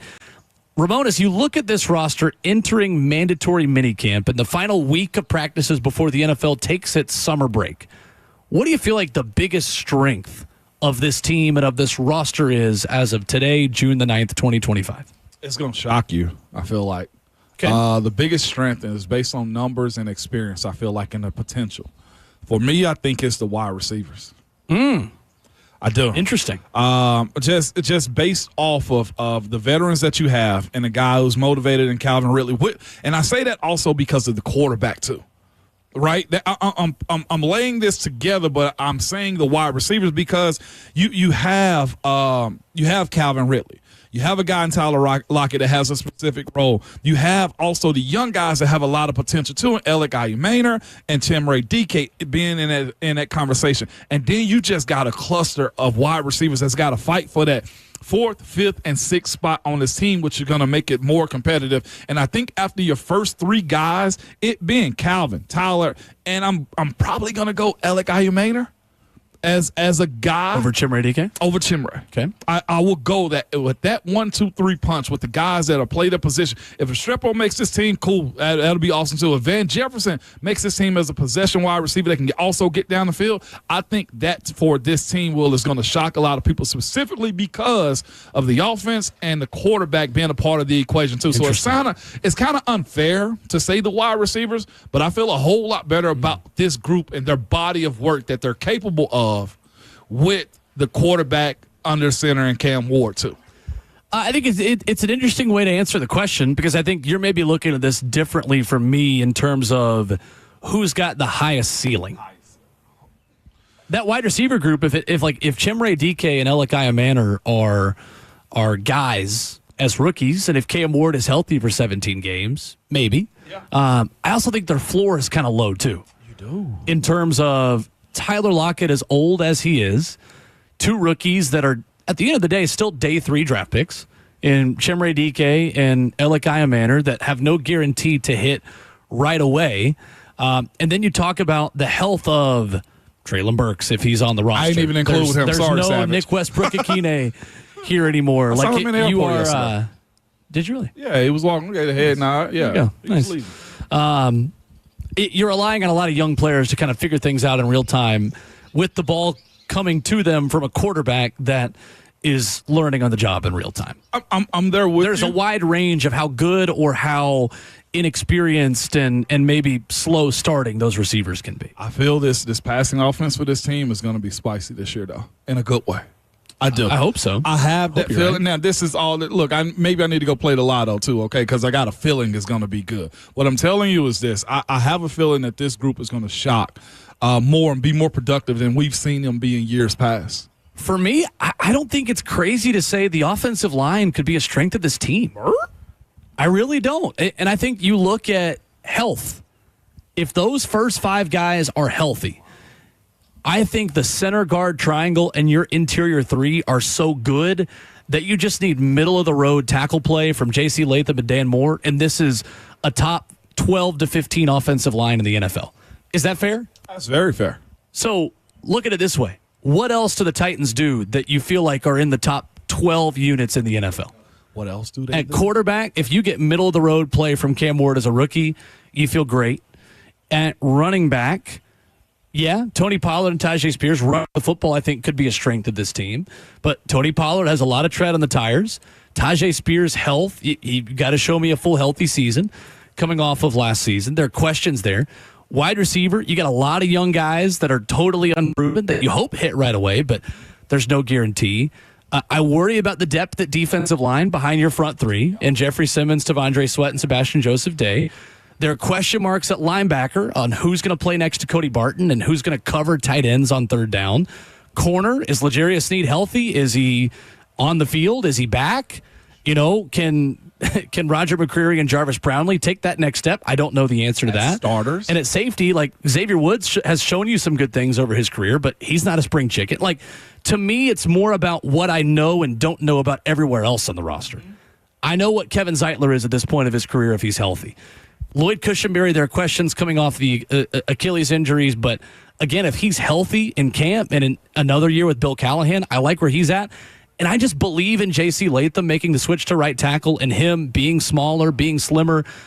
Really, it just comes down to, is Dan Moore going to be that guy or not? Is he going to take the next step? I tend to think he will when he's not playing against AFC North pass rushers 6 times a year. So for me, it's less about, I believe the offensive line's a top 10 unit. I think they could be. Yeah. It's more about, I've got less questions about the O-line because of the investment they've made in that group over the offseason than I do, honestly, everything else, other than maybe running backs. Most mature group. I think they really are. Like, I believe that much in Kevin Zeitler, who PFF has as the number 9 guard in the NFL. Cooking. And they gave this note. We read this last week while you were gone. From week 12 on last season, Ramon, Peter Skoronski produced the highest PFF pass blocking grade among guards in the NFL. I told y'all. 88.2. He went on a run that we probably didn't talk about enough late last season. Who told him, Will? You did tell him. And he set himself up for a year 3 jump, which you've been talking about since before Peter Skoronski even took his first snap as a rookie 2 years ago. And what he excelled at is his pass pro, which is why I like playing tackle and moving in, because this whatever you think his athleticism is, I think that was the biggest advantage for this team moving forward. But with that being said, I do agree with you on the offensive line being a part of it. It's contingent also if Dan can also make it happen and be steady and not need help over there. I think the X factor of this team is Dan Moore. Yep, 100%. What I also think is that Will Levis just made this offensive line look a lot worse than it was last year. Ian Hartitz put this out last week. A great follow on Twitter. I'll retweet this from my account, Will_Bowling, here in a minute once we get to this break, Ramon. But a graph of quarterbacks with pressure to sack ratio on one side and turnover worthy plays on the other side. And you have quarterbacks that were in Will Levis's territory that you don't want to be in the same neighborhood. Give it to him raw, Will. You are living in a bad community. Bottom left of this graph are quarterbacks with guys who took a lot of sacks and threw a lot of turnovers. Will Levis was at the very bottom left, in the area where you do not want to be. And he took more pressures. He took more sacks per pressure last season than anyone else in the NFL. His pressure to sack ratio, Ramon, was the worst in the National Football League. I don't think this O-line was really that bad last year. Give it to him raw, Will. I think there were some really bad right tackle play. Tell him, Will. But I think the other 4 were good enough for you to be an average offensive line next year. As long as you don't have one turnstile, Ramon, I think this is a decent offensive line. 100%. I really do. I think the right tackle just kind of ruined it for everybody else. When I minimize sacks, it sounds a little deflated. When you talk about it, Will, from the quarterback perspective, that's why I say, what is a sack? Right? If you can overcome it, which Will couldn't last year. QB is a part of it. Yeah, I'm getting you going on a Monday morning. Dude, it's my first day back. 615-737-1045 is our number. What are the biggest strengths and weaknesses on this Titans roster? We'll give you the other side of the conversation next.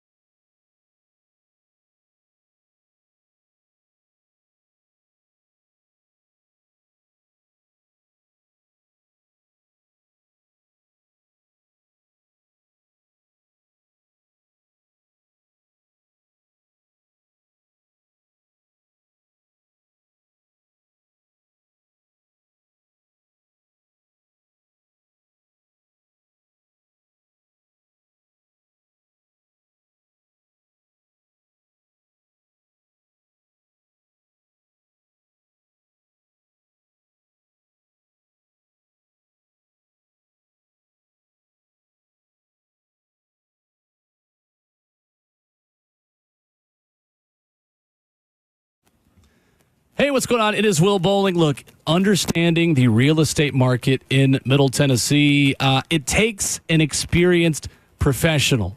The prices, selling your home, getting things listed, and just making sure that you're not the one in that neighborhood with the for sale sign that's up for weeks, months at a time even. I want to tell you about my friend Bernie Gallerani, a local agent with years of experience and a proven track record. Maybe you don't even know where to start in understanding the market, understanding how to sell your home, where you should be looking. I'm here to tell you, Bernie Gallerani, this is the guy that I trust. This guy gets it. Bernie guarantees to sell your home in 30 days or less, or he'll buy it. Yeah, no risk to you. Bernie Gallerani will let you out of the contract at any time. Bernie is the real estate agent who has the 30-day guarantee to sell your home. And if not, he will buy it from you. And I'll tell you what, anybody who has worked with Bernie just raves about how good this guy is to work with. Heck, he's the only real estate agent recommended by Barbara Corcoran of Shark Tank. Buying or selling a home isn't about the market. It's about choosing the right agent. So make sure you choose Bernie Gallerani Real Estate. Give him a call on his personal cell phone, 615-428-2644. That's 615-428-2644. Online at BernieGallerani.com.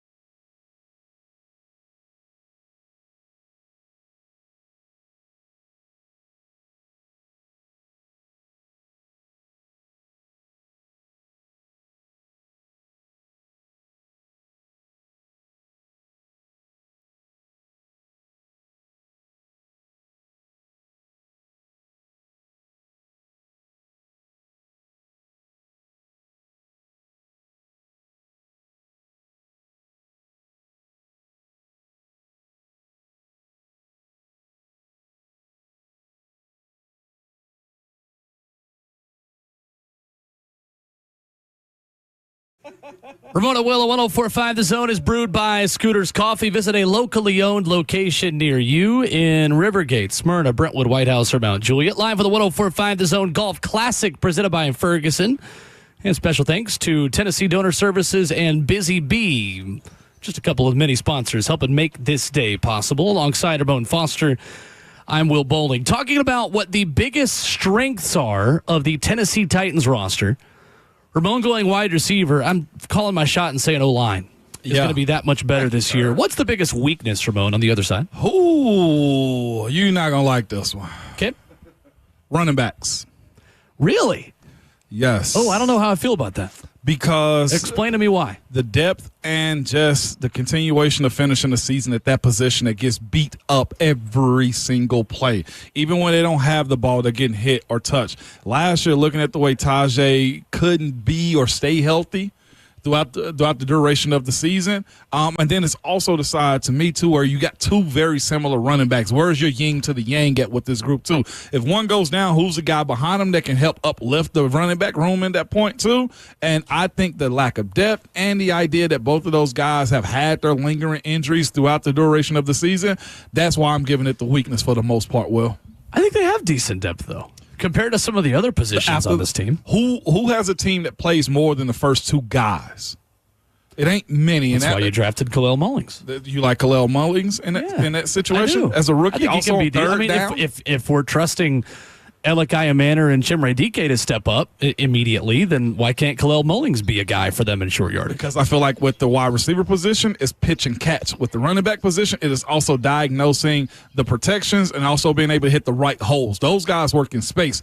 They work in the confinement. Running backs work in the confinement of utilizing the offensive line, too. That's where, to me, I don't like the depth and experience behind those two. And specifically, it's because of, to be quite honest with you, Tajay. The last couple of years, his first 2 years in the league, it's just been something. And watching it a little bit of last year, like we saw also Tony Pollard pretty much limp to a finish too at the end of last year. Can they do that while also trying to back up Cam? That's the reason I don't like the depth of it. I think high of the players, but the idea that it is a strength on this team, I'm not giving it that just yet because of their availability at that position. Titans had the number 19 rushing offense of the league last year, 22nd in terms of yards per attempt at 4.1. Yeah. I don't know. I wouldn't call it the weakness. I mean, maybe there's question marks, there's concerns, but this team can't get after the passer. Yeah. I mean, I think the pass rush is the glaring weakness on this team still. And entering mandatory minicamp, that is where I think the Titans can still use the waiver wire, and it's why nobody's playing games on June 9th. To me, like, it is the major concern I have about this team that they can't get after the passer better, but they do still have time to address that with waiver order claims and with things of that nature. But this team did not get after the quarterback enough for me last season, and they've largely subtracted still on the front seven where you don't have Harold Landry anymore. There's just a lot of pressure on Femi Oladejo to step in and be an immediate contributor. And hopefully he can step in and be a guy and give them 7-8 sacks, but that's a high bar and a lot to expect of a guy that will be in his first full season playing the edge rusher position as a converted inside linebacker. Yeah, it is. It's a ton to require out of him. But like I said, too, when we're speaking about Jair Alexander, if you get a secondary that can hold the point a little bit longer, keep up with their guys, then those guys can close out those sacks, well, right? if you get a healthy Jair Alexander, but I don't think that's happening. I'm just saying in general, without him, if the secondary can hold up and mirror their guys to be able to allow the rush to get home, then it plays into it. I'm with you with the rush being one of the weaknesses of this team, but the other side of it is like we're on a hope and wishes that somebody hits the waiver wire at this sense. Nobody's really giving up at this point real good rushers off the waiver wire this time of the year or going into the season too. So whoever you get at those positions, it needs to be mirrored up with like how good the entire defense is going to be more than just the edge rushers at that point. So I would side more with the guys that's got to be in every single play than I would a edge rusher at this point. I like the plan at edge rush because of the defense than I do with what your running back's going to do week in and week out. I don't know, though. I mean, we saw a good level of production from Tony Pollard last year that I trust more than Arden Key and Femi Oladejo and Draymond Jones. Yeah. Like, I believe more in Tony Pollard than I do that cast being a significant improvement on a pass rush that struggled last season. Well, I guess so. Here's my point of it then, too. I trust the ability to replace at that position or find somebody to work it better than I do the running back position for this specific offense. I just look at what you got to pick up versus learning on the offense versus the defense. I think it's easier to find a guy that can get after the quarterback because defenses have lesser laws than an offense does, because if Tony or Tajay go down, I just don't know if we can trust the idea that it's a one-man band. Sure, but what if Draymond Jones goes down? I mean, what if Arden Key goes down? Then you've got Jalen Harrell that's playing significant minutes, or you've got, Anthony Orji, the special teams guy. Like that's I could make the same depth arguments about edge rusher at this point. I know, and we both can, but I feel better about being able to train up a defensive player than I do an offensive guy to be fair productive. enough. Fair enough. 615-737-1045 is our number. NFL headlines when we come back. The Houston Texans making a significant addition that we'll talk about next.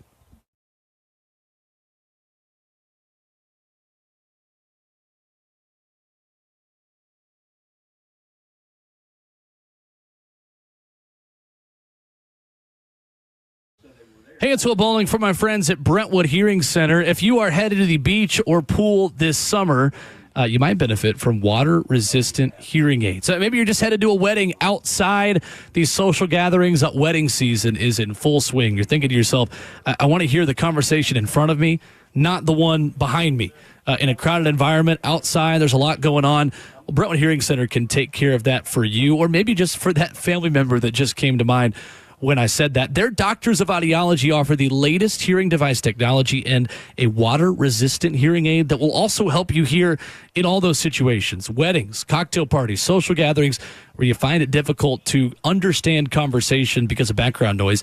Give them a call today, 615-377-0420, or visit them online at BrentwoodHearingCenter.com. Learn more about how they can tailor a hearing solution to meet your individual hearing care needs. Again, the number, 615-377-0420, the website, BrentwoodHearingCenter.com. That's Brentwood Hearing Center.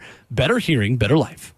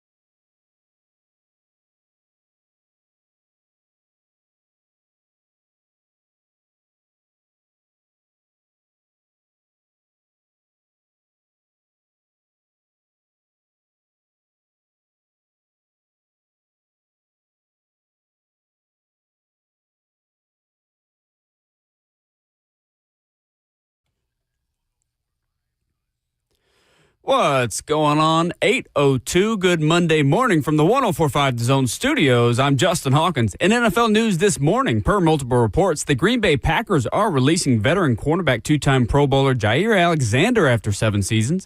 The 28-year-old was owed $17.5 million this season, but has missed 10 games over the past between the past 2 seasons. Former Cleveland Browns running back Nick Chubb is expected to sign with the Houston Texans today, pending a physical. Chubb is a 4-time Pro Bowler, and if all goes well with his physical, he would form a backfield duo with Joe Mixon in Houston. In Vols news, Tennessee baseball season ended yesterday after they were swept 2-0 in their Super Regional against Arkansas in Fayetteville, losing 4-3 on Saturday and 11-4 Sunday. This is the first year in 3 seasons Tennessee will not be making the College World Series. Tonight, Game 3 of the Stanley Cup Final between the Edmonton Oilers and Florida Panthers, with the series tied up 1 game apiece. A thrilling start to the final with an overtime win in Game 1 for the Oilers and a double overtime win in Game 2 for the Panthers. Puck drop tonight. Game 3, 7 p.m. on TNT in Florida. For all your foundation repair and waterproofing needs, you've got to go to USSTN.com. Breaking news at once on your home for the Titans and Balls. This is 104.5 The Zone.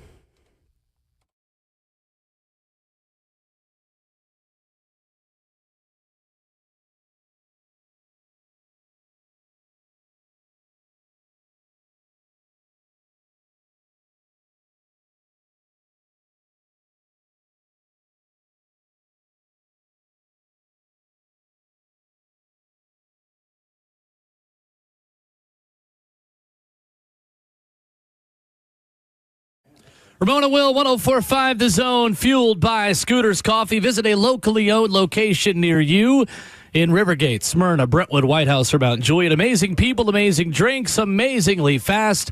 Into the second half of the show on this Monday, broadcasting live for the 104.5 The Zone Golf Classic, presented by Ferguson, today at Nashville Golf and Athletic Club, presented by RJ Young, Paul Winkler Inc., our hole-in-one sponsor today. 615-737-1045. Ramon Foster, a gorgeous day to go to work today. Yeah, it is, man. Get it in. Good people, man. Get out. Leave by 12 is what I would tell anybody inside of a building at work. How you feel about that? Is that good advice? Leave by 12. Leave by 12. A lot of bosses around Middle Tennessee cursing your name right now. You know what? You better get it how you Tell live. them Ramon said it was okay to leave at noon. Nice enough day outside. Ramon from the Zone said you can just go at like 1 at the latest. Ramon from the Zone said it. Ramon from the Zone. I think I hear some bosses now. Hey, Yes. that's essentially what happens. How man. dare they? Man, I heard, though, J-Hawk, there was a Ron Slay golf cart out here that's been hidden. Yeah, there is a golf cart that our sales manager and good friend Dave Elliott says has a TV in it, has speakers, and has been set aside for when Ron Slay enters the premises. This thing could seat a small family. No, this thing could feed a large family. It could. This thing could fit like 6 people. Hey. This thing is crazy. You've got 3 rows. You've got speakers in the front seat and back seat. The rims on the wheels are crazy. This thing's legit. So you're going to hear Ron Slay before you see him if you're golfing today in the morning flight at the 104.5 The Zone Golf Classic. It looks like it's got a swivel steering wheel, too. Like you can lift it up and adjust it. The turn radius on this thing's better than my car. It's got armrests and everything on it. Leather. Incredible.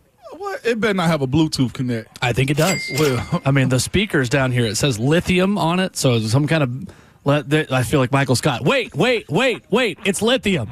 They're lithium. Scott's Tots giving them away the computer batteries. Hey, what I'm telling you is this. The golf cart's lithium.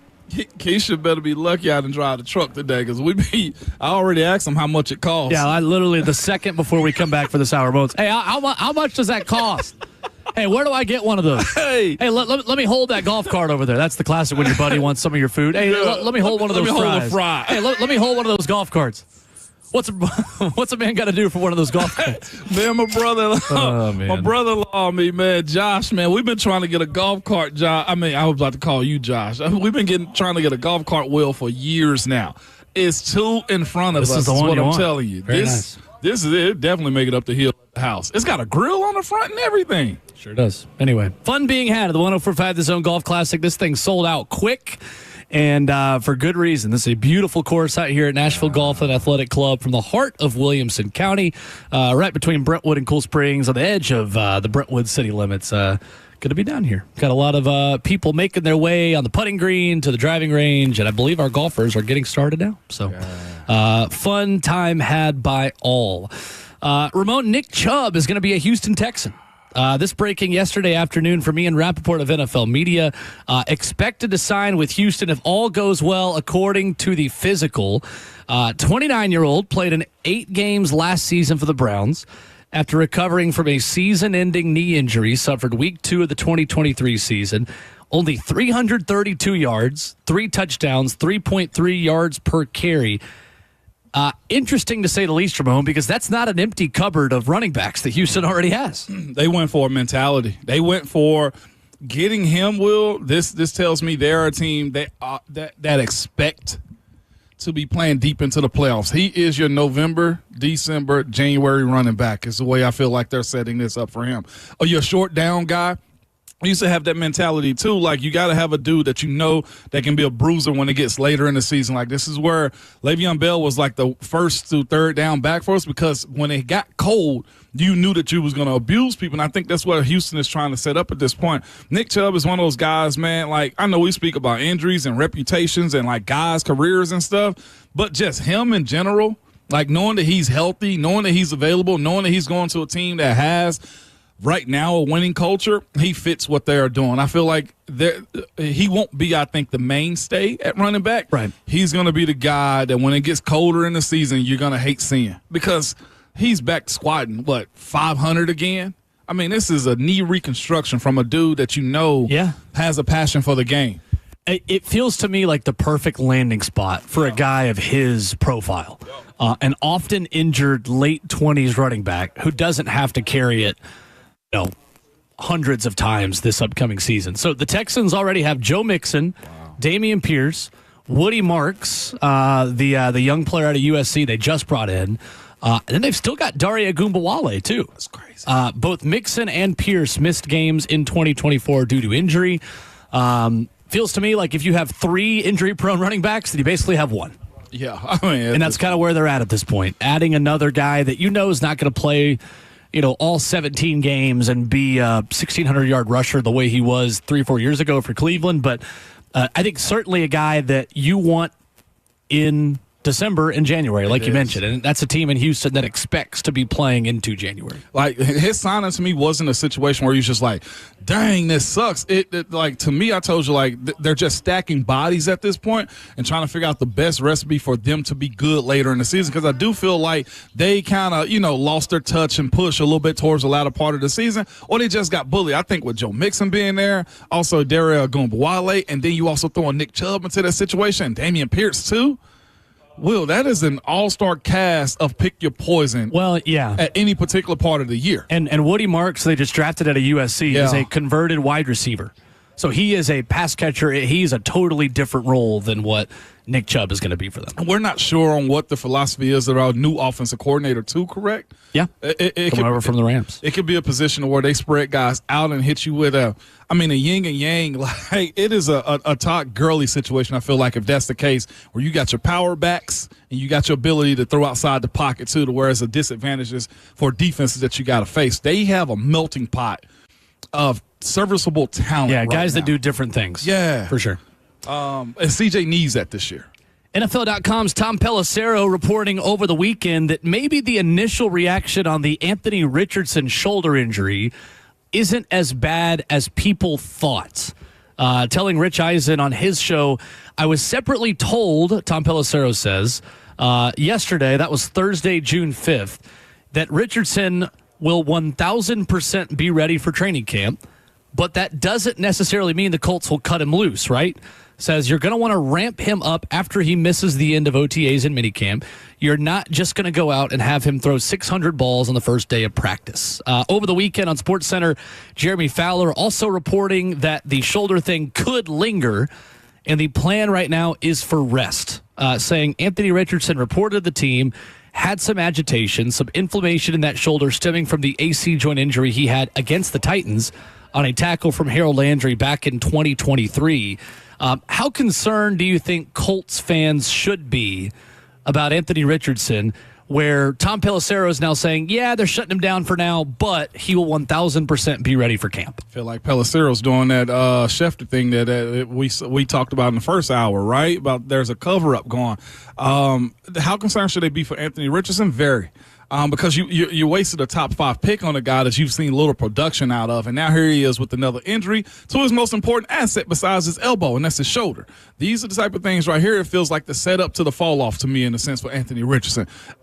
This also sets him up to be in a position where that 5th-year option, why? At this point, these to me feel like business decisions now, albeit it's because of, and I'm gonna throw an air quotation mark around it in a sense, injuries, right? Is the reason why you wouldn't do that. But I feel like the sooner they can remove themselves from Anthony Richardson, the quicker they're gonna be a better franchise behind it. Because what has he done for you?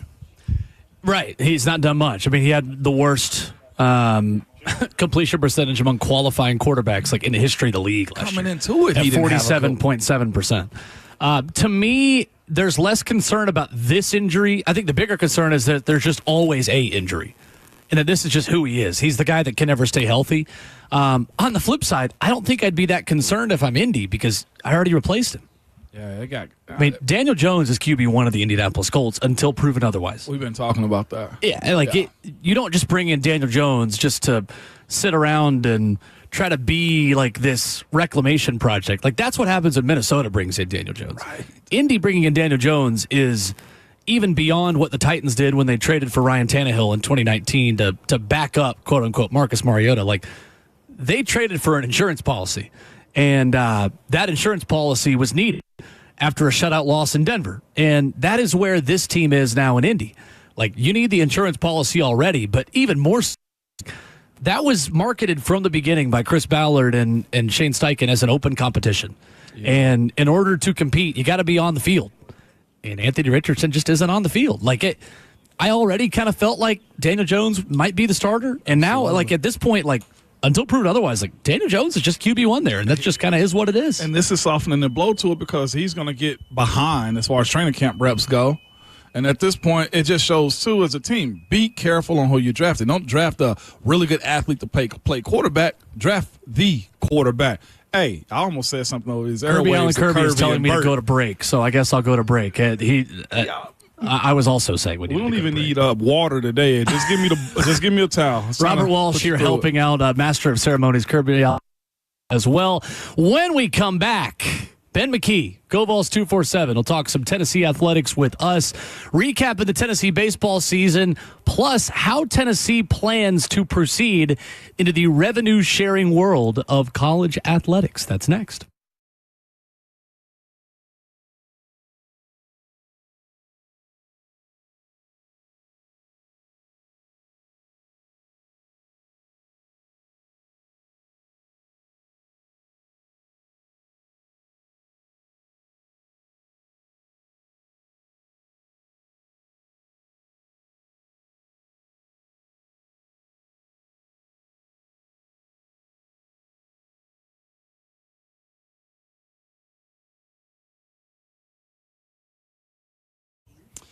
Listen up, good people. I've been going to see Dr. Ashley, and she knows how to help an athlete. It's Ramon Foster here for the Wellness Institute of Nashville, man.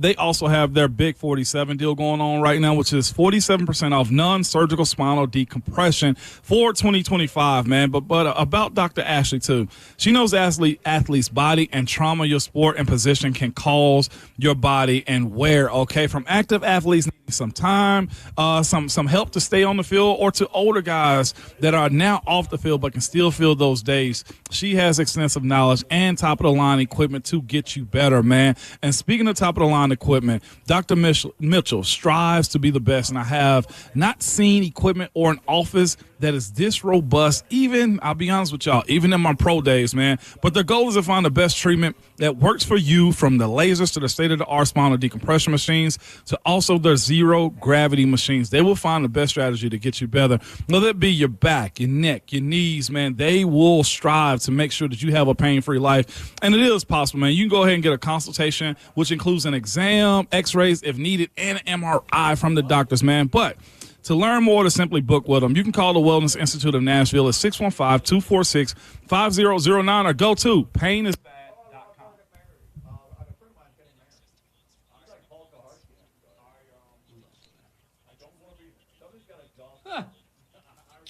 Pest control.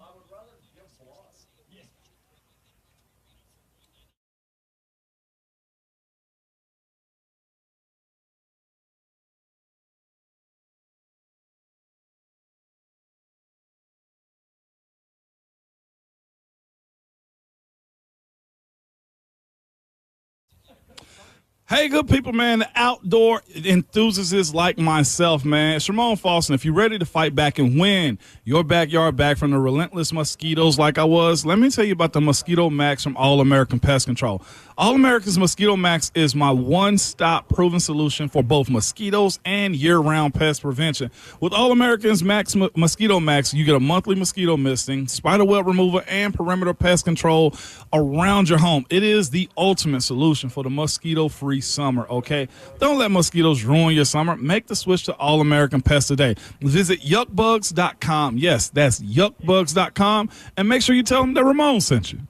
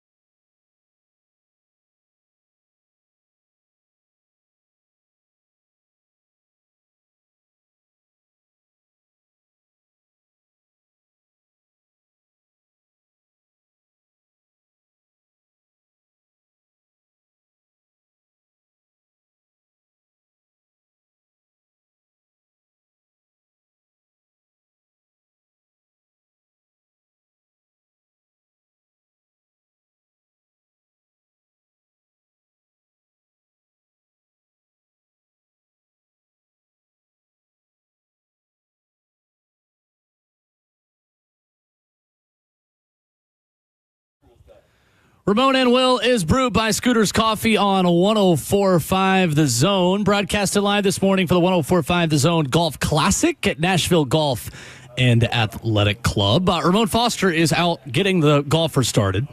So you got me, Will Bowling, joined by our good friend Ben McKee at GoVols 247, breaking down a Tennessee baseball season, which ended yesterday in Fayetteville.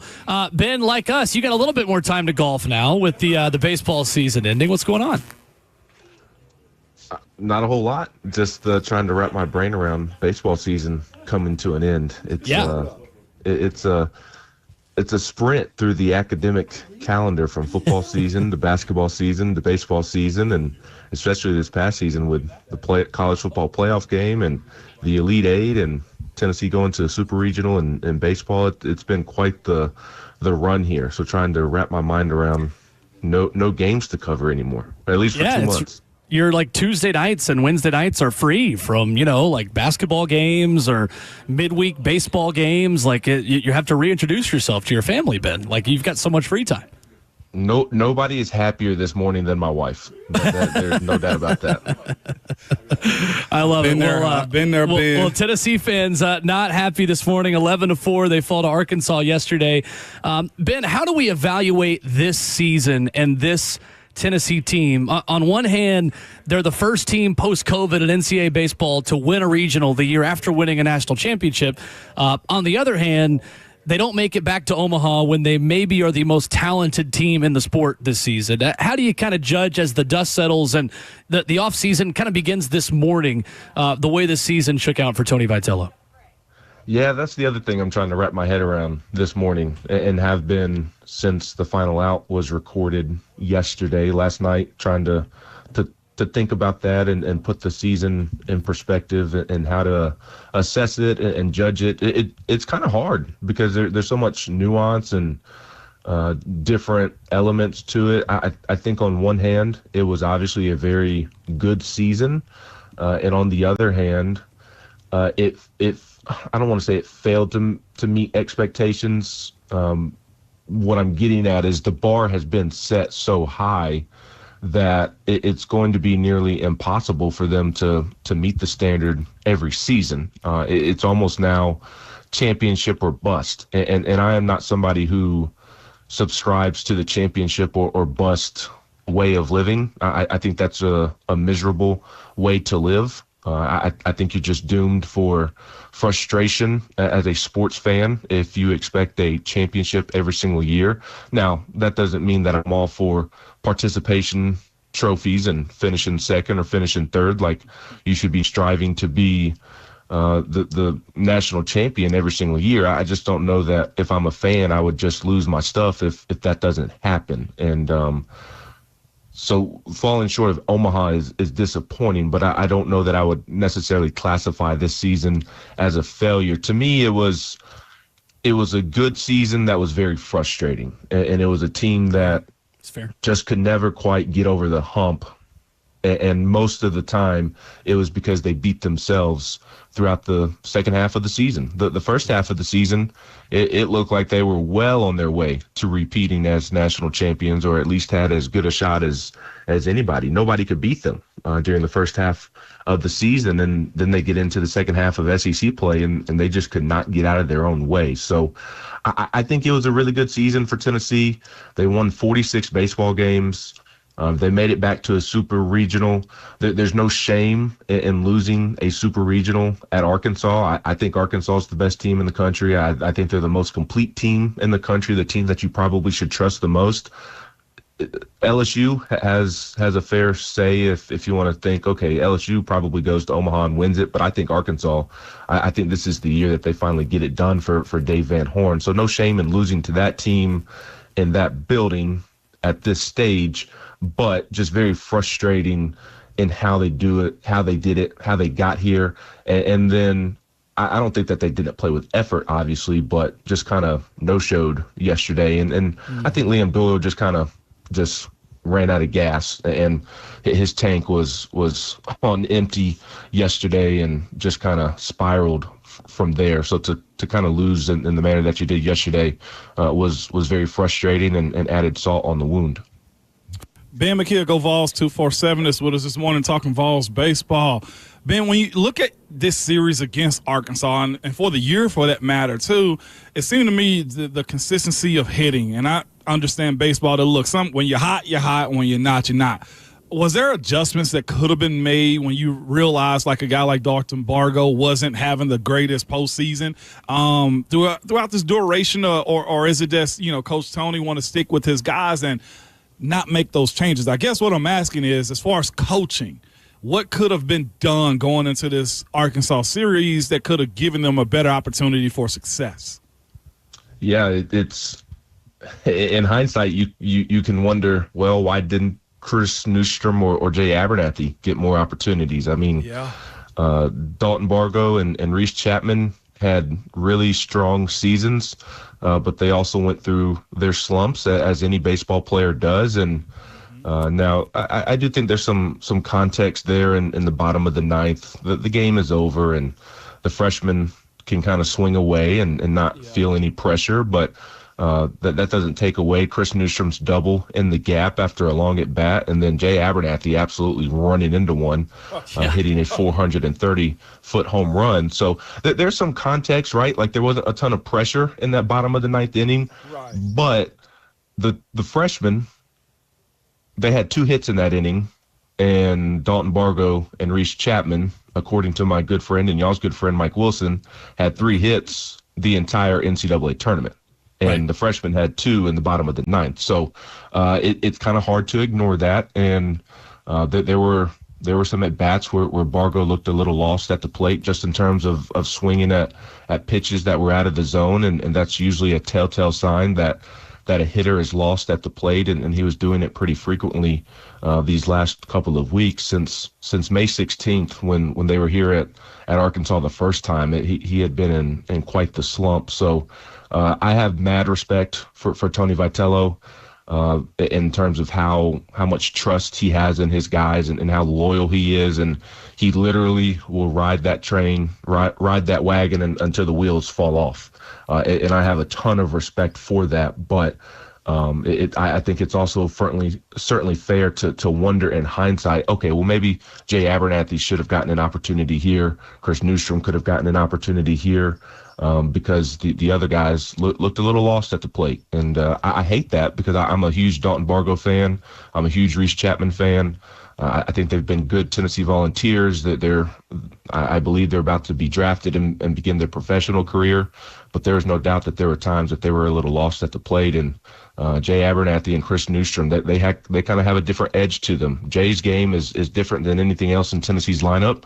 And maybe that could have provided a spark. And then Chris Newstrom kind of has a little Drew Gilbert type of edge to him that maybe could have sparked the team as well. We're joined by Ben McKee, Go Vols 247. And Ben, in that same sentiment, man, you speak about this young talent that the Vols have too. Vols baseball team has too, and the guys are going to be losing to the draft. Where is this team shaping up for the 25-26 season as far as being able to retain guys, man? You mentioned a guy like Jay Abernathy. Like, maybe you want some more opportunity if somebody comes in the portal, whatever that case may be. I don't know. But how strong of a team will he have coming back, and who do you expect, I guess, to be back on this team too, if you could? Well, to Will's point about Tennessee being arguably the most talented team in the country this season, I mean, they're going to be one of the most talented teams in the country as long as Tony Vitello is head coach, just because he is. Jason Swain has said this for the longest time, and I agree with him. He's the best recruiter in college athletics, given the results. I mean, you look at the recruiting class rankings, and it's the number 1 class, the number 2 class, and back and forth every single year. And the portal classes have been top notch. I mean, who ended up with better portal acquisitions than Tennessee with Liam Doyle and Andrew Fisher? Not enough people are talking about the season that Fisher had. He, to me, is the most underrated hitter in the entire country.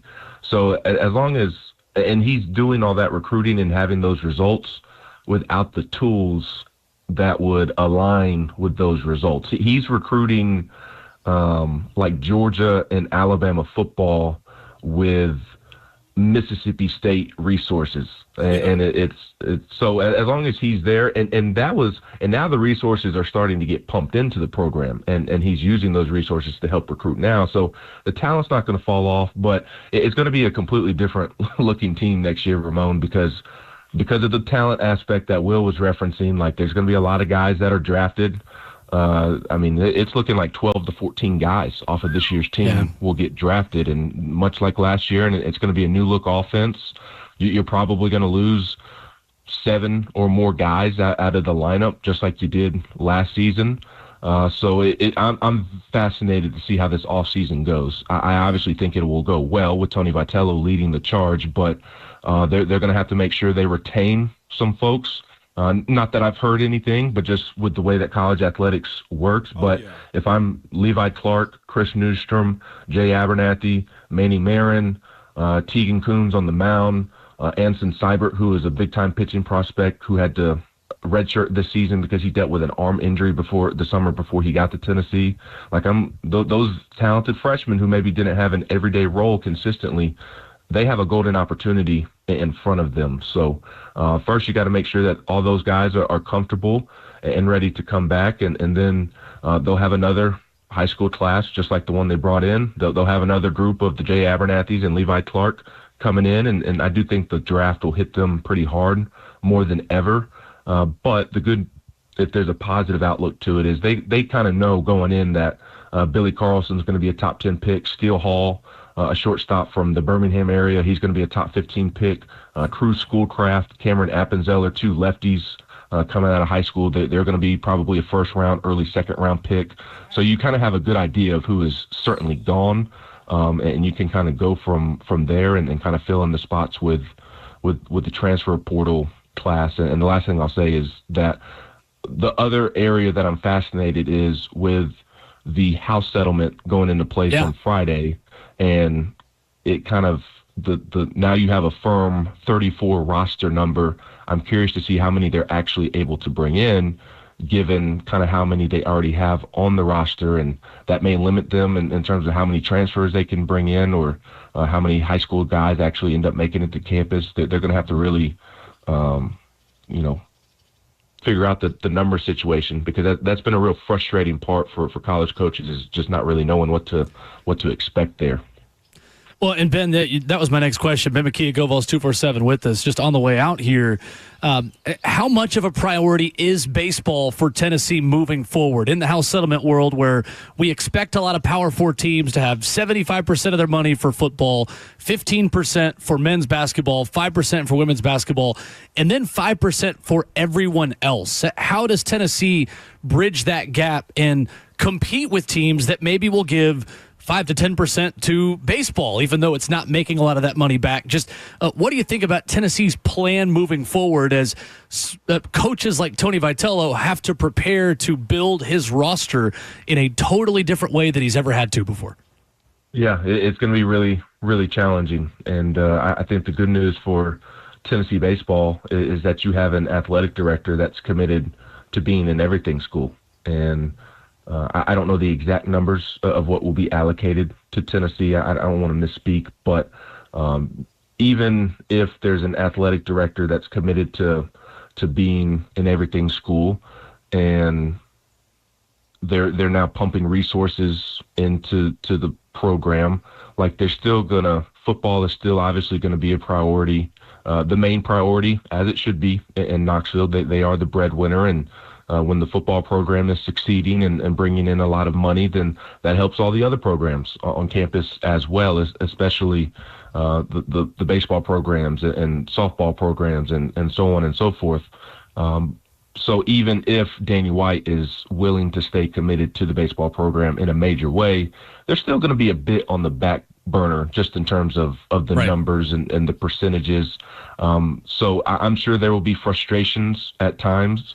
It was put to me at one point within the last couple of weeks, like, there's not a baseball coach in America that's not asking for more money.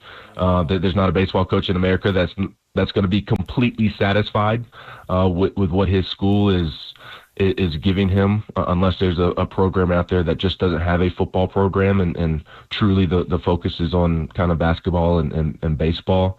But with that being said, kind of a couple of things that I've already referenced is Danny White's committed to the baseball program. He's committed to the athletic department as a whole and taking care of everybody. And it would be a weird move to pour in all the money that you have into Lindsey Nelson Stadium, right?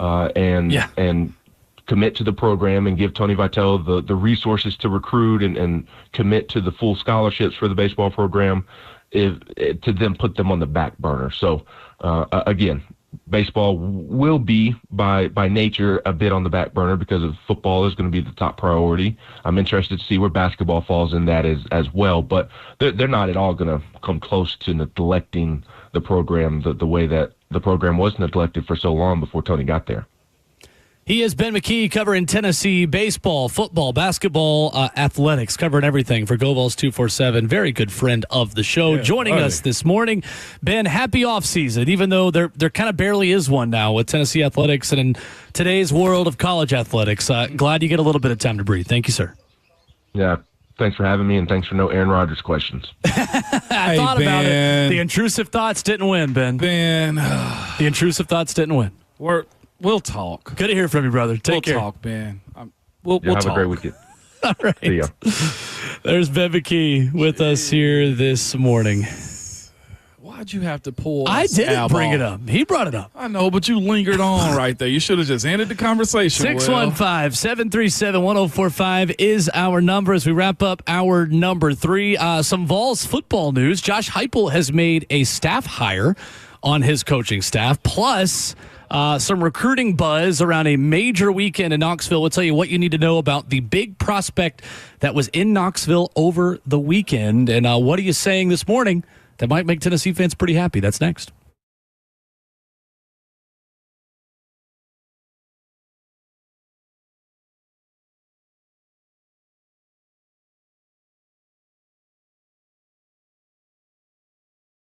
It's Ramon Foster for Two Rivers Sport, man. I've got a huge announcement from them. Just in, Two Rivers Sport is now offering employee pricing for, hear me out, everyone. That means you pay what they pay on almost every new Ford on the lot. And at Two Rivers Sport, what you see is always what you get. They don't do things like add expensive accessories or tack on service packages to increase the price of the vehicle. Not at all. Two Rivers Ford is upfront and honest every single time, and now they are offering you employee pricing. There is no better time to buy American, and there is no better dealership than Two Rivers Ford. They're locally owned and operated for over 40 years and home of the non-commissioned sales team. And now home to employee pricing for everyone. From America for America. Two Rivers Ford, the South's most trusted Ford dealer.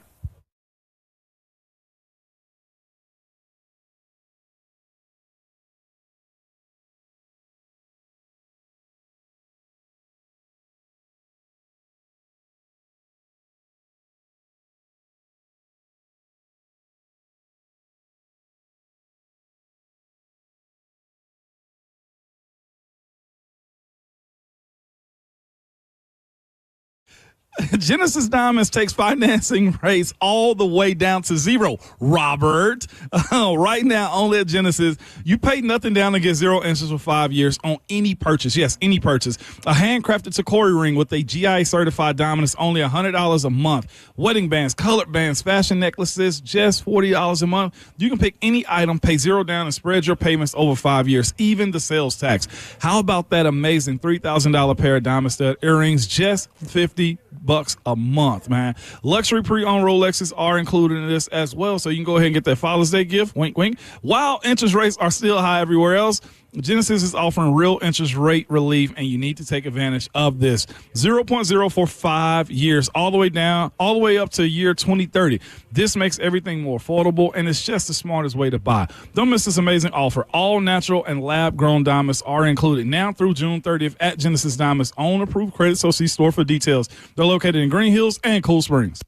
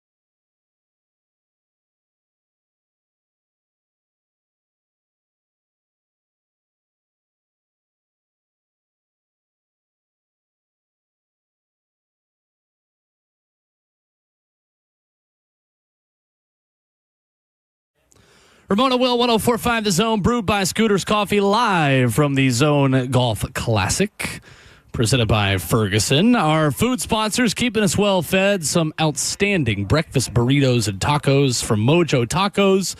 We've had some honey butter chicken biscuits from our friends at Whataburger. Uncle Bud supplying lunch, Pick and Pie Catering with our dinner here at the Spring Golf Classic. And you got to go buy some Scooters Coffee today to start off your morning, whether it is a Red Bull transfusion, a flavored coffee, a breakfast sandwich.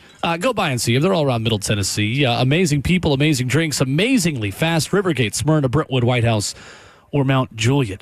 Tennessee making a hire, Ramon Foster, a new defensive analyst joining the Vols. Marion Hobby, longtime NFL assistant, joins Tennessee's defensive coaching staff. On3's Pete Nakos confirming this story, first reported by Matt Zenitz of CBS Sports. First team All-SEC player for Tennessee, Hobby during his playing days, spent some time in the NFL, was drafted in the 1990 NFL draft, number 74 overall, and he was on the 98 coaching staff with Tennessee.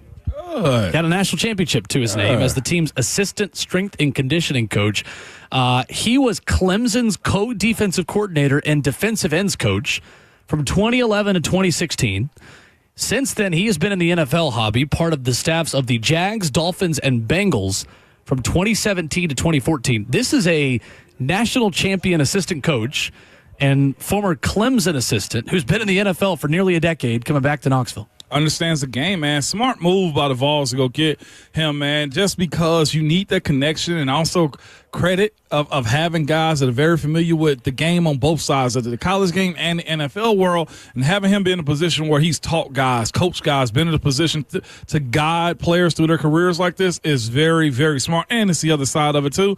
Being a Vol plays a huge part in it too in the Tennessee family. That is even bigger because in the world of recruiting now, you got to have guys that are passionate about selling the organization that you work for. I know it's a check behind the job that you do, but if you can't sell it from a passionate standpoint, then what are you doing? I'm glad Coach Hyper made that move, and this move is also made too because my good buddy, good friend Robert Ayers is taking a different adventure in his life too right now. Is he? Yeah, he's jumping more into the NFL side of things. So that's why I was actually sending him a text message joking him about. I was like, they already got your replacement. So Rob Ayers not on staff anymore? Not on staff anymore. Well, that's news. I know. There you go. But here's the other side of it too, of monstering recruiting. Well, he's saying he's really good at recruiting. Okay. Rob did that too, and you also got a position filled immediately for a position that you just lost. Yeah, so, Coach Chop, Darius Robinson. No, that's not right. Coach Chop Lavorne Hardin. Lavorne Hardin. I'm thinking of Chop Robinson, the edge rusher. Lavorne Hardin, Coach Chop, is moving up from an analyst role, of course, into outside linebackers and replacing the departed Mike Eckler, who's now at Nebraska. So you had a hole to fill there, and that's about as good as it gets in terms of defensive analysts. So good addition to Tennessee's staff. Tennessee with a big recruiting weekend, Ramon. 5-star offensive lineman Darius Gray.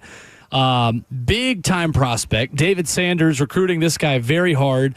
Richmond, Virginia product from St. Christopher's.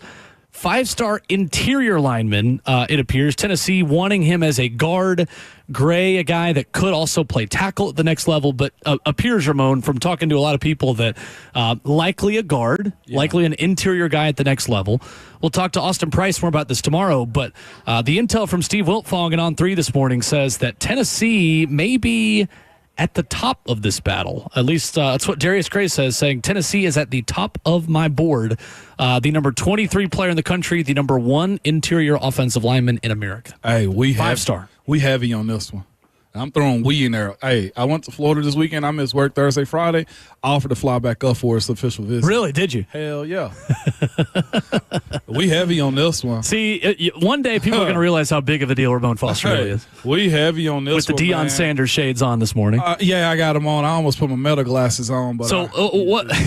Nice. What do you know about this guy? What does the staff like about it? Athlete, great mind on him more than anything. Understands the game and understands his role, man, and he fits this type of offense that Coach Heupel and his staff are running. You look at him, he's a bigger athlete, not like he's a wide-body offensive lineman. He's a slender, athletic-looking guy that can move inside. I still think he can play some tackle if you need him to. Also, let's say if he just wanted some reps in his freshman year, you put him out there. I think he's very serviceable at tackle also. But moves well in space, can road grade you, is a good pass protector. He's a guy that you want because he fits the mold of the type of players that the Vols need to run this offense. And also on top of that, he's a guy that has a nastiness to his game that you can just pour into him. You see his body and it's Nice. tight. And you say to yourself, heck yeah, like that ESPN and On3 and Go 247, like top 25, top 50, he'll be in this in the draft.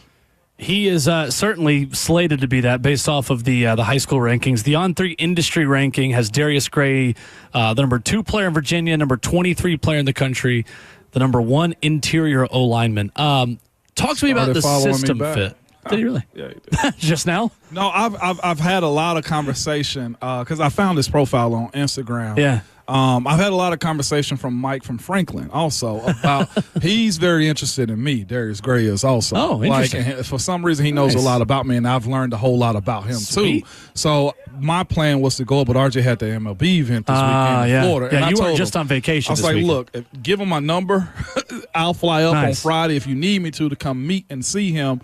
But we can do that now in recruiting. Also, they can invite certain players up to recruit Nice. on weekends like that. Nice. But the style, though, Vols have a quick pace offense. Right, and that was what I was getting at is maybe Tennessee is preferring more now to get a more athletic built lineman and put him in a weight room and let him marinate a little bit versus maybe the Georgia-Alabama technique of we want 330-pound, 340-pound road graders like J.C. Latham's, who succeeded at Alabama. And there's not a right or wrong way to do it, but depends on your philosophies as an O-line coach, as a head coach, and as a program. Yes, no doubt about it. And this one is you got to have linemen that are in shape and that can keep up with the pace of it too. And you know that you don't have to worry about side item things like their nutrition, recovery, and the way their body is going to break down. He's a guy, to me, at his size, fits the mold of everything that you want in an offensive lineman as far as what Heupel is doing with this offense too. His side to side is quick. His arms are as long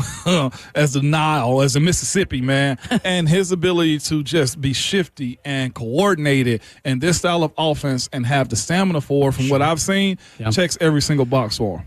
It's the kind of recruiting battle Tennessee's going to need to continue to win in order to compete with the Ohio States, Michigans, Georgias, Texases, Penn States, Notre Dames of the world. It never ends. It really doesn't. And they won one with David Sanders last year. Well, now you got to find him a running mate to his inside. But what's cool though is you're in this conversation for 5 stars too, and not just that, but he's interested in them also. You know what I'm saying? Yeah, and sure. and that goes a long It's a way. big deal.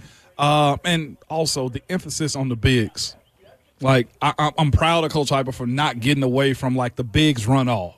So good on him, man. I can't wait to meet Darius Gray. It's the biggest step Tennessee needs to continue taking is elite wide receivers and elite big men. Ramon's watching the film now. He's salivating. Film never. over I mean, Darius feet Gray. never stops, man. And he played defense just like your boy here. Oh, Two-way love it. player from Two-way Richmond, player. Virginia. Virginia, that area of Virginia, that's Steelers country, too. It is. So it makes sense why Darius Gray grew up a Ramon Foster fan. How does that make you feel, a Tennessee recruit growing up a Ramon Foster fan? I'm going to stop acting like I'm not about to be 40. You feel me? Like I've been love around it. the sun a It's few awesome. times.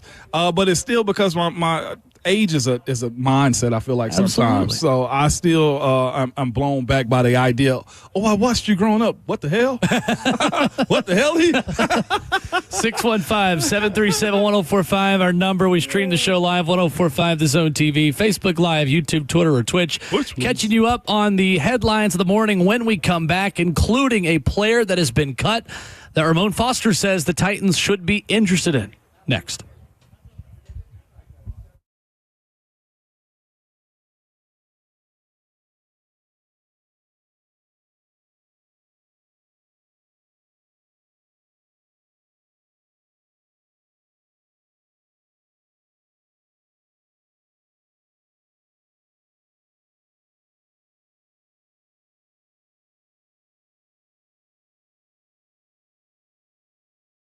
Hey, it's Will Bowling. You've probably been looking for cars and you see the words buy here, pay here, and look elsewhere. And most of those dealers come with a certain reputation. But I'm here to tell you about one place with the best reputation, one place you can go. That's to go see my friends at Nolensville Road Auto Mart. They've been doing business in Nashville for 61 years. It's what makes them different. They are locals, Nashville natives that only sell clean title cars under 12 grand. So if you're new to town and you just need a place that you can trust, a place that knows the market, they've got you. Maybe you need that first car for the 16-year-old in your family. Nolensville Road Auto Mart can do that as well. 615-242-1279 is the number. With one location on Nolensville Road, close to Thompson Lane, they will get you in and out in an hour or less. They're the oldest buy here, pay here in Nashville, and Nolensville Road Auto Mart will work with your own financing if you have it. Flexibility, transparency, and honesty is why I recommend Nolensville Road Auto Mart. Give them a call at 615-242-1279.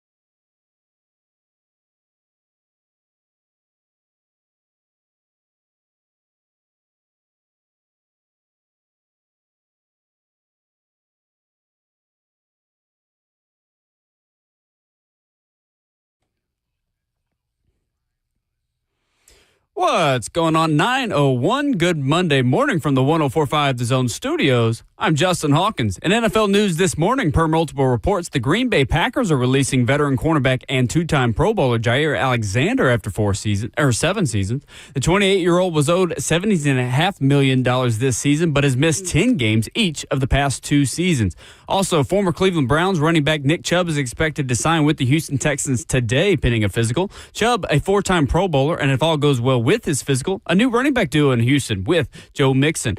And in Tennessee Vols news this morning, Tennessee football is hiring UT alum and all-SEC defensive tackle in 1989, Marion Hobby, in a defensive analyst role. Hobby was the defensive line coach for the Cincinnati Bengals from 2021 to 24, was on the Vols national championship staff in 1998 as strength and conditioning coach, and also was on Clemson staff for their 2016 national championship. Tonight, Game 3 of the Stanley Cup Final between the Edmonton Oilers and Florida Panthers, with the series tied at 1 game apiece. A thrilling start to the final, an overtime win in Game 1 for the Oilers, and a double overtime win in Game 2 for the Panthers. Puck drop tonight, 7 p.m. on TNT in Florida. For all your foundation repair and waterproofing needs, you've got to go to USSTN.com. Breaking news at once on your home for the Titans and Vols. This is 104.5 The Zone.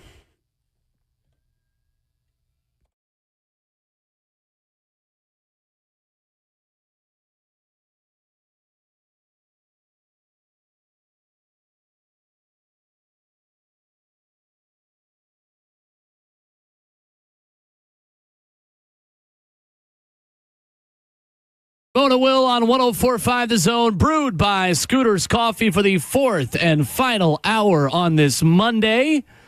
We're here live for the 104.5 The Zone Golf Classic from Nashville Golf and Athletic Club, presented by Ferguson.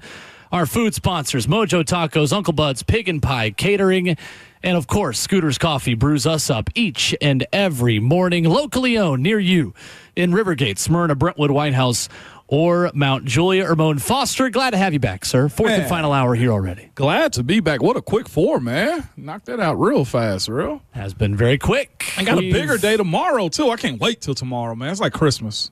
So tomorrow morning, Austin Price will join us at 8:20 to recap a big weekend for Tennessee football, as well as obviously the Tennessee baseball season. How should we frame this, Ramon? At 9:20, we have special guests, plural, Throw that S who on will there. join us for a special segment Yeah, throw that S on there. in the Will. 4th Got hour guests. of tomorrow's show. You want to be tuned in at 9:20 tomorrow. Hey, big announcement, man. Should be a good time.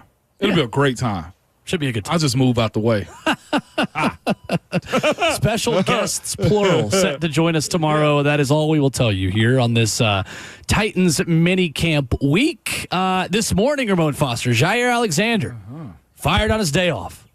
Let go by the Green Bay Packers. The corner has missed a lot of games the last 2 seasons, 2 straight injury-filled seasons, which he played 7 games each in. But the multi-time Pro Bowler is available at the corner position. 2018 first-round pick, had 2 years remaining on a 4-year, $84 million contract. You think the Titans should be interested. Why? I do. Just with the idea, just looking at how I've seen NFL players as of late get themselves out of situations they don't want to be in, it sounds very much like his. The phrasing or the wording you gave earlier said they felt like he could play through certain injuries last year and the year before, and he chose not to, basically. Seemed to have been preserving himself more than anything. The money also is very doable as it pertains to $16 million for a starting corner for at least this year, next year, right? And then you have the ability, as we have so many questions about the pass rush on this team, to get a guy that we saw in HD in Nashville pick off Will Levis, if I'm not mistaken, right? Like, we've seen those things happen, and I know he can play. I know his 28 is not an old age for a DB. Heck, we're seeing DBs play 32, 33 years old at this point, and you bring him down to the south, a little bit warmer weather, a little bit milder winters, get him out of Green Bay, and the cherry on top to me is this. If Chad Brinker, who's a former Green Bay Packer front office personnel, can get the real details of why they chose to release him and is very intimate about what he thinks about a guy and Jaire Alexander, You check all the boxes on that one, Will. I know the injuries are a part of it. 14 games in the last 2 years. And that's the box he doesn't check. That's why he doesn't check all the boxes, is because durability is just not there. And Mike Bergonzi, Chad Brinker, and Dave Ziegler, Reggie McKenzie, the Fab Four, whatever you want to call them, have made it clear they value durability and being available. And Jair Alexander just hasn't been at this point in his career. He hasn't been the last 2 years. But at 28, if this was happening at 31, I feel a little bit different. But for a starting corner in this league, I'm taking that chance. I'll be quite honest with you. To really help make yourself competitive, more than anything, look, if you pick up that deal, is it 2 more years guaranteed or just 2 more years on this deal? Because if I can get it after this year, I'll just cut him when I'm done too. See, I don't see him signing on this current contract, though, because it feels like if somebody was willing to take on this contract, he would have been traded and not just straight up released, right? Well, like yes. It would have been a pick swap kind of situation. Like, let me give you Jair Alexander and a 6, and you give me back a 6, or I give you Jair and a 7, you give me back a 6. Yeah, I can see that being the case though too. But this is also one of those things. So to your point, Will, I'm not going to give you a pick and also take his deal too. Right, that's the reason I think the Steelers are going to have such a hard way to go get somebody else's starting caliber or budding wide receiver, too, if they choose to go get one, like Kyle Pitts is in that conversation. And the only reason I bring that up is draft picks are so coveted because of how expensive players are in today's game that I think they probably knew, look, you'll cut them before I actually give you anything for Jair Alexander. I want to believe that, and that's just where I sit on that one. So shortly after the 2024 season ended, according to ESPN.com's Rob Demovsky, sources expressed to him that the Packers no longer wanted to play the weekly game of whether Alexander would be healthy enough to play or would be willing to play at less than 100%. Brian Gutekunst, the GM, said shortly after the season, I know it's been really, really frustrating for not only him as a player, but us as a club. When you have a player who's done what he's done for us in the past, talking about Jair Alexander, and then not being able to get him out on the field consistently, that's tough. You know it's tough on the player, tough on the organization. And shortly after those comments, Gutekunst said he would be open to trading Jair Alexander. To me, this is not just a bad luck player that has had some big-time injuries who just couldn't get on the field. The organization is at least making it sound like Jair Alexander was capable of playing more than he did and chose not to because he was banged up and not 100%. That does not sound like the kind of culture that Brian Callahan, Mike Bergonzi, and Chad Brinker want to create here in Tennessee, guys that don't play when they're hurt. That's fair. If we're comparing CB2 on this team, whether it's Roger or whether it's Jarvis Brownlee, right? Mm-hmm. You willing to roll the dice with them instead of bringing in a Jair Alexander? Because yes. I would roll the dice with Jair. Essentially it turns into the portal. Like, you got young guys that you like but don't love, and you got a guy that can potentially come in and be a Pro Bowler. I would not roll the dice close to what he's making right now. 16? I would maybe for a 1-year deal worth $6 to $8 million. But the only way I bring in Jair Alexander is if I am bringing him in with Jamal Adams expectations. Of anything you give me is extra. But Jair Alexander is going to require more than Jamal Adams' money last season. Like, Jamal Adams got vet minimum from the Titans. There was no big guarantee that Jamal Adams was going to play a major role last season based on what the money said. I think the money that Jair Alexander is still going to command on now the open market once he clears through this thing is going to require more than just vet minimum. Hold his cap at about 12 if you're actually going for a guy like him. About right. I don't know. 12. I mean, it just depends on how healthy he is right now. Like, how these teams talk and know who's out there willing to play at 75, 80% and who's not. And from what Brian Gutekunst and the Packers are saying, this was a guy that was not willing to play hurt. That's always problematic for coaches and front offices too, because they pay you to play. And players like him get smart at a certain point and decide, no, you guys will cut me if I suck. So I'm not going to ruin my chances of being hurt. You'll just have to watch me get healthy. So players know more. And the other side too, I guess you mentioned the money side of it, like the $16.4 million, I think is what he's due this year, is what you said earlier, over $16 million. Yep. Do the Titans have that to actually pay available to, considering the stadium right now, considering I'm sure the costs going into that side of it? to try to balance this thing out. To your point earlier, I give you credit on. You're like, well, are they in a position right now to be rolling the dice on the guy with where this team is with this development? Mm-hmm. I say yes. You say no. Your point taken, though, as far as why. Why oversell for a guy right now that you might only get 2 years out of? Right. To me, you have to start thinking about who are my young players who I want to see prove themselves this year to learn what I have going into 2026. And Jarvis Brownlee is one of those guys that I need a year 1 to 2 jump from. That's a big jump. If I sign Jair Alexander, I see less of Jarvis Brownlee and know less about his ability to contribute for me in 2026 when you feel like at the very earliest your window of competing could be opening. That's just a lot of trust, Will, and to Jarvis Brownlee, who was a later round pick, to start 17 games for you with the small sample size that he had last I think year. he earned the right to get the first crack at that position. It's a heavy position. I think him and Roger McCreary and L'Jarius Sneed, if healthy, and if Sneed out of trouble, if he's going to be out there, like those 3 deserve the first crack at it for me. I'm with you there, but I do still side on the side of transfer portal thinking. If there's a veteran available, I'm taking that veteran. Now, to your point about the price of Jair, if they claim him off of waivers right now because of the release, that's $16 million's a lot of money. That's a lot of money for a guy that you don't know what his attitude is going to be based upon what team he's going to be with. And the part of it is if you can circumvent him choosing to want to be here or not if you just claim him, right? Like if you do want him. Do you take the risk of, well, can he clear all the way through 32 teams and can I get him on a 1-year deal? At that point, he has to agree to it. Yeah, that's risky at that point. Right. If you snatch him up and they said they would take advantage of that as many times they possibly could, then I would. I think of Borgonzi in this situation more than almost anything.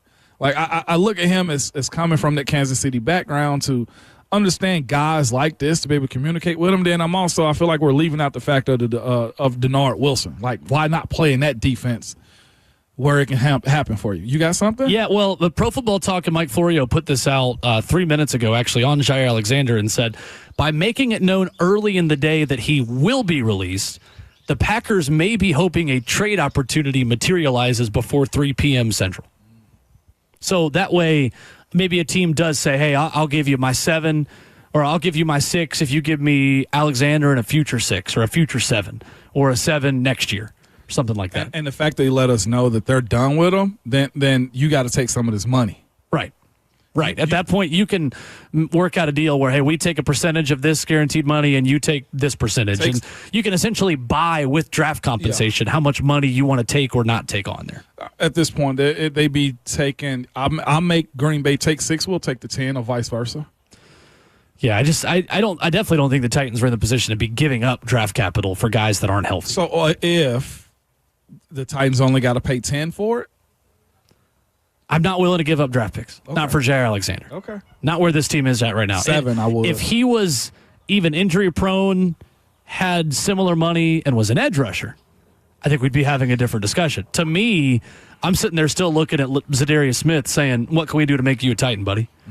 Clearly, you don't want to do mandatory minicamp anywhere, so let's get this thing out of the way. How about we call you Thursday as soon as we get off the field?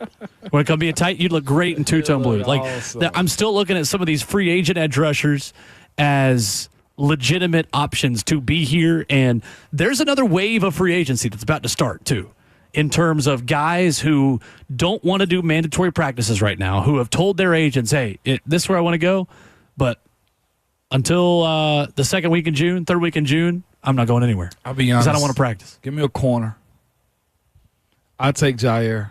I'm on that train. I'm out. I couldn't be more out. I'm on that train. I understand the why, but I'm on that train. I think it's easier to find a DN than it is to find a good corner. 615-737-1045 is our number as we continue in hour number 4. 9:20 on Mondays means it is time to complain. Load up the phone lines to roast anyone in sports, anyone in your week, anyone in your household, maybe your Monday morning commute. 615-737-1045. The Monday Roast is next.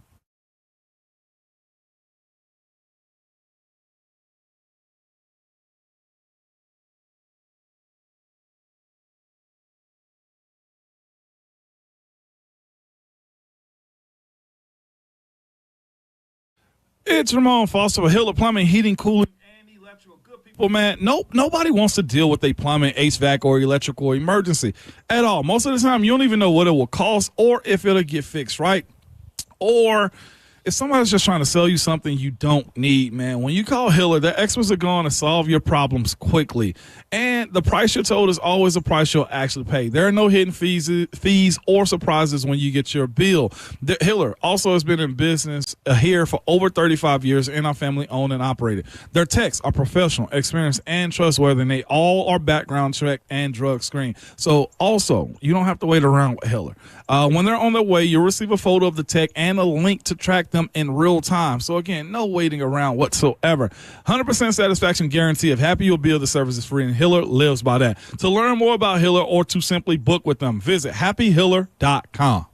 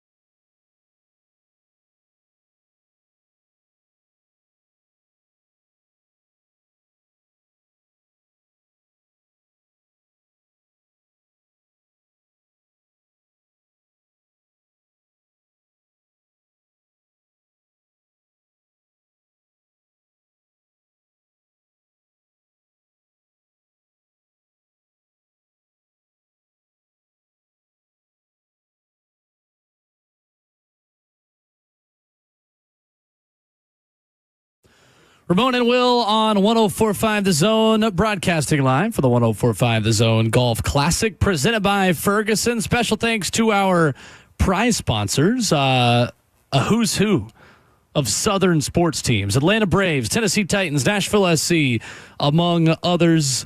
Appreciate many of our favorites making this great day possible. 615-737-1045 is the number. Ramon Foster and Will Bowling. We are brewed by Scooters Coffee, locally owned near you in Rivergate, Smyrna, Brentwood, White House, or Mount Juliet. Ramon Foster, you teased earlier this morning that you had a personal Monday roast today. Yes, man. Hold up, when was this morning? I was busy give Ramon a texting second. right there. We'll give Ramon a second to get back in on the discussion. Hello, this is morning. our radio show, of which your name is first. You're half of it. All right, and we're back. All right, and we're back. Action. All right, so Ramon, earlier this morning, you talked about a very personal complaint you had from your weekend. Oh, from this Monday weekend. roast. Yes, man. It was about the mini dragons, dog, in Florida. I thought it was about a person. No, it's that not. you saw. Oh, on the plane. That guy. Yeah, I got a lot of stuff written down in my notes. I refreshed Ramon's memory because it is time for the Monday roast. It's Monday, and There it is.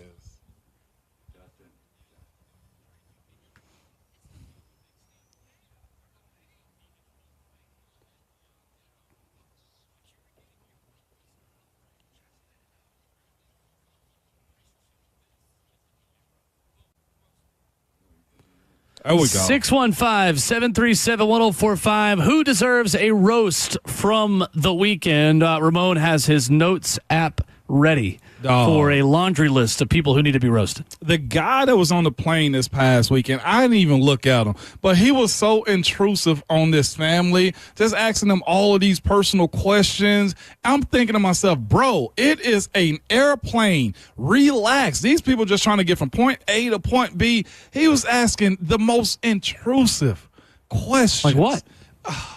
He was asking about like religion. One lady told him she didn't like his religion. Then he started asking more questions. Oh, gosh. And what made me turn my head around, it was creepy. He was like, and you have a very beautiful daughter. She was like 12. Oh, I was like, bro, stop. If you are that person, you are not that guy. Boom, roasted. You can't be doing that all type of of the crap. science. All of those things, man. And he was just, the voice was just very eerie, Will, is what I would say. It's not fun. Leave people alone on planes. Leave people alone on airplanes and air travel to begin with. Like, have a conversation. Somebody give you eye contact, cool, but this family was just trying to leave him because he was being really creepy. Ugh. Listen, if the TSA agent was around, I would have reported the guy, is what I'm telling you. Sure. It was that bad. Sure. I got another list, though. Okay, hit ready? me. Let's go. Melrose football. Oh, okay. They had to forfeit their TSSAA wins after the use of an ineligible player. Okay. They ended up getting a player from another school, Will, and in that they took a player who was ineligible at another school, let him come to Melrose, and in coming to Melrose, they basically let him play under another number and another name, and I think they made it far into the playoffs this year. None of that counts. Wow. Melrose. You're seeing it right now? Melrose. Boom. Roasted. State runner-up in 2024. Yes. Wow. Allowed him to basically change numbers and names, and they got caught. And they got to pay back, I think, was it like $13,000 or something? They have been fined $800, $100 for each game the player participated in, and must repay its share from the 5 playoff games, which totals $11,440. Yeah. Wow. Not okay. Absolutely. Melrose. I know winning means more in the South, but we got to stop that. That is not all right. It's state runner-up, too, on top of that. Yep. Class 4A. I got another one right quick, too. Hit me. Dr. Pepper, man. They do a lot of sponsorship. What's wrong with Dr. Pepper? Not a thing until you get the wrong bottle, okay? Okay. Dr. Pepper had a recall on zero sugar because they had the labeling on it that had they had zero sugar, but it was full leaded Dr. Pepper that they were giving people. Okay, so full of sugar. Full of sugar. Dr. Pepper, boom, roasted. Who noticed this? How did this come about? You know they have different bottling sites around the U.S. and stuff like that. Okay. So it must have been a mix-up in the labeling. So for the people that were trying to live semi-healthy, because I got my questions about zero drinks, and I drink them too from time to time, but I don't want to drink a full leaded sugar drink with 40-plus grams of sugar in it. Fair enough. I'm not trying to. So, boom, roasted to Dr. Pepper. Get it, white people. Roasted. Doctor was not in that day. Doctor At the was quality control plant. You get a case of the beatus right there. You imagine if you got the beatus and your sugar gets sky high because of that? Bro, we're going to a diabetic shock having all that sugar in you, man. What are we talking about? Is that it? You got more? I got one more. Okay. This is from this past weekend, yesterday actually, in the French Open. Yeah. Coco Gauff getting the win on Saturday. Yeah, shout out to Coco for winning that first American to win it since, I think, 2013, or it's been over 10 years, 2015, 2014, 2015. But her opponent, which they've battled numerous times, Coco Gauff and Sabalenka have played each other 11 times, and they have split. I think Coco got 6 from yesterday, and Sabalenka has 5. So they have been it. They are 1-2. I was tripping because I was thinking, like, Coco got knocked out of the semifinal last tournament, but it's by Sabalenka. So there's that. But there's audio that makes her seems corny. J-Hawk, can you play it, please? Emotional, and I think today I didn't really handle myself quite well, mentally, I would say. So basically that's it. I was just making unforced errors. Like, I don't know, I have to check the statistics. I think she won the match not because she played incredible, just because I made all of those mistakes from, like, if you look from the outside, kind of like from an easy balls. Wow. Yeah. Dang. Yeah. She said she won the match not because she was better, but because I made all of those mistakes. That's crazy. That is nuts. If you go more into the audio, she also says that if you brought in another player, she would have beat her. You know what? But you lost, okay? And not just that. Just take your L, Miss Sabalenka. The way this match went, Coco had to crawl back from that. And on top of that, I'm yelling, USA! USA! Down with Russia on this one, man. First American since 2015 to win the French Open. You're right. Dog, what are we talking about here? Aryna Sabalenka, you are roasted this morning. Take your L. Roasted. Go back and fight a bear and come back and face Coco later, okay? We're not doing that. USA! Absolutely not, man. Wow. That is by far one of the worst ways to lose a match. And maybe she was right. Maybe there's a portion where Aryna Sabalenka was right. But you can't do that. Yeah, that's rough. You got to be classier in defeat than that. Oh. That's rough. That's rough. That's rough. All right, so that is Ramon Foster's Monday Roast. I've got 2 for you, starting in the National Basketball Association. Series in the NBA Finals 1-1, but the court is an atrocity, Ramon Foster. The court is an atrocity. So after Game 1, NBA fans took to social media complaining that the Larry O'Brien Trophy was not on the court. It just looked like a normal basketball court. You got everybody with the T-shirts, the fans packing out Oklahoma City, 2 of the best teams in the NBA, the 2 hottest teams clearly in the NBA, and the Pacers who took Game 1.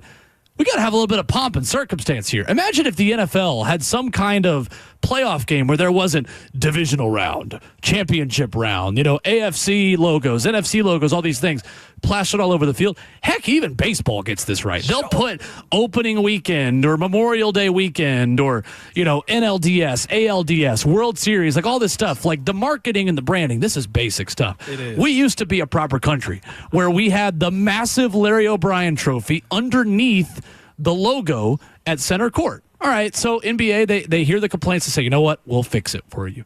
What did they do last night, Ramon? They CGI'd 2 little Larry O'Brien trophies on basically the 25-yard line on the bottom and top of both sides of the court, where when guys are stepping over them, they're stepping through the logo, and it doesn't look like it's just on the floor. Guys, ESPN, NBA, y'all make a lot of money, all right? We got backup point guards making starting quarterback money in the NBA. Facts. Can we not afford to at least put some kind of CGI Larry O'Brien logo on the court that looks like it's actually on the court? This is really not that hard. You're roasted.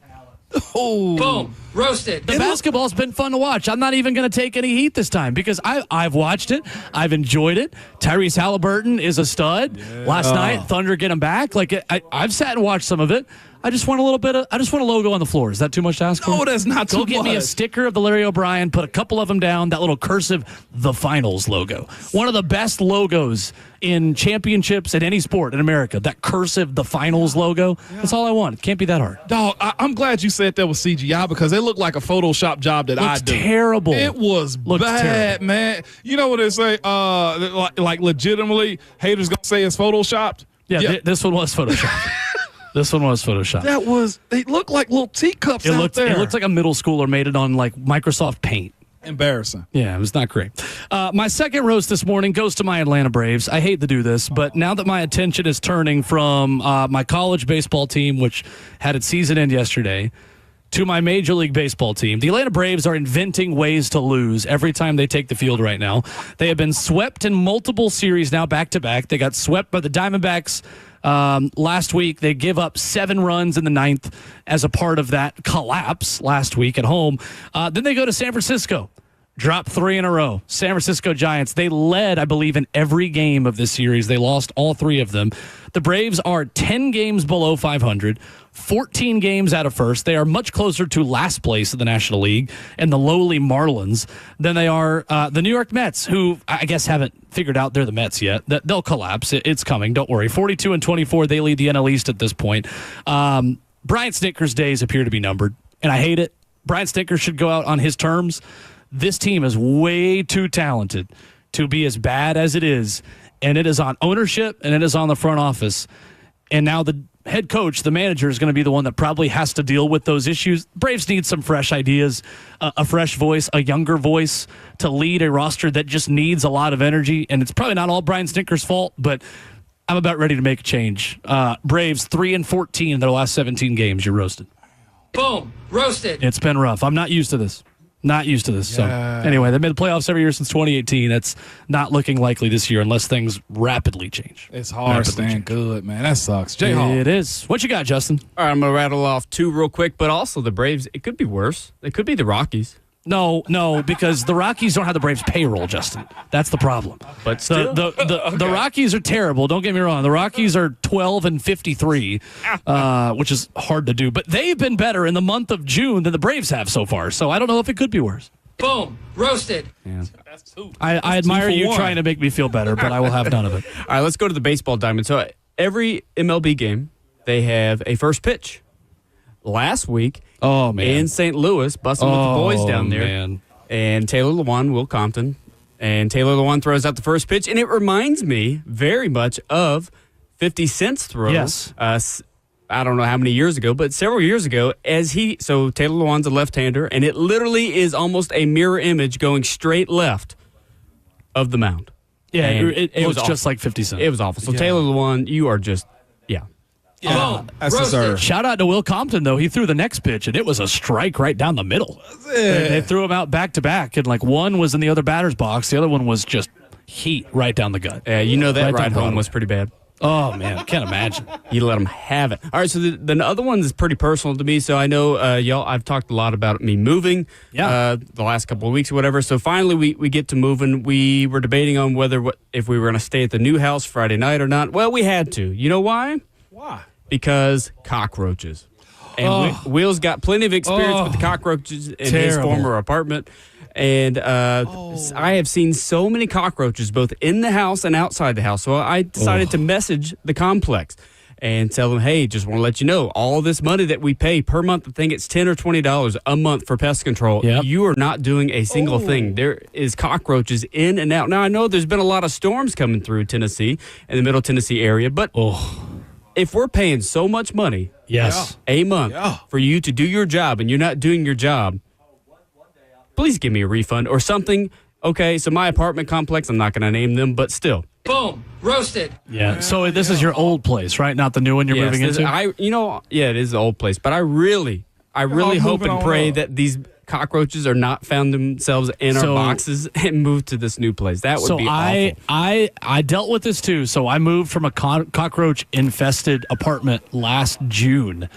into my new place, and they came with me. I hate to break it to you, but they're probably going to come with you. I will send you a link to the traps to get at a certain department store, and that'll clear them up in like 2 or 3 months. It's gonna take a process, but like the traps are the way to do it. If anyone else has advice, at Ramon and Will on Twitter for Justin on how to get rid of cockroaches, that's my best one. Are the little traps you put in the corner of each room. That's cold-blooded. I hate that for you, man. It's not great. It was my old TV stand where they were nesting. And so I put in my new TV stand. I couldn't find them anywhere because they're like in crevices that you can't open up, like the doors and stuff. And then I found a bunch of them were like walking out of my TV stand the next day. Ooh. Curtains. I ain't seen a cockroach in my new since place. Projects, that was in my brand new place. Yeah. We're about 90% of the way moved in, and so far no cockroaches. But I did find I moved. I've got a rack that I have for all my like car like maintenance equipment stuff like that and tools. And I found one it fell out on the way. And I'm like, please do not come with us. Yes, burn it to the ground, really, though. Burn it to the ground. Totally. I got one more for the city of Nashville, man. What you got? It's over, y'all. We talked about it earlier. We talked about it. For all of us who was on Zebra Watch, boom, roasted. Yeah, Ed is found. Ed is... Rutherford County Sheriff's Department taking care of Ed yesterday. Man, got to fly through the sky and everything. I want a helicopter ride, too. I don't want to be dangled Put Ramon in just like a big bag and just hang it from a helicopter. Yeah. Oh, there goes Ramon. Hey, put me up there with a paintball gun at my enemies. Hey, Ramon over the 7th tee here at the Zone Golf Classic. hear me out, Will. Hey, Twitter fingers in your mic. It's always hot. Hey, they had L dangling in the air like that, man. I was happy Surely, for him. I need to understand why that was the way they had to get him. Surely there was a more efficient way than like carrying this guy through the air. They may have netted him first, like shot like a net gun at him to trap him and stop him. And then probably flipped him, rolled him over, and then tied him up, man. At least they kept him like right side up. Sure. Hey, at least there's some good news out of all this. There's a Madagascar 4 coming out. How the hell did we wind up in Murfreesboro? Jayhawk, stop. 615-737-1045 is our number. You can complain about anyone in sports in your life for the Monday Roast. 615-737-1045. We will wrap up the show. Some headlines, including an NBA Finals game last night that evened up the series. We'll talk more about that next. Two Rivers Ford announces employee pricing for everyone. Every tradesman, every dad, every rising star. You pay what we pay. Two Rivers Ford. Locally owned. American made.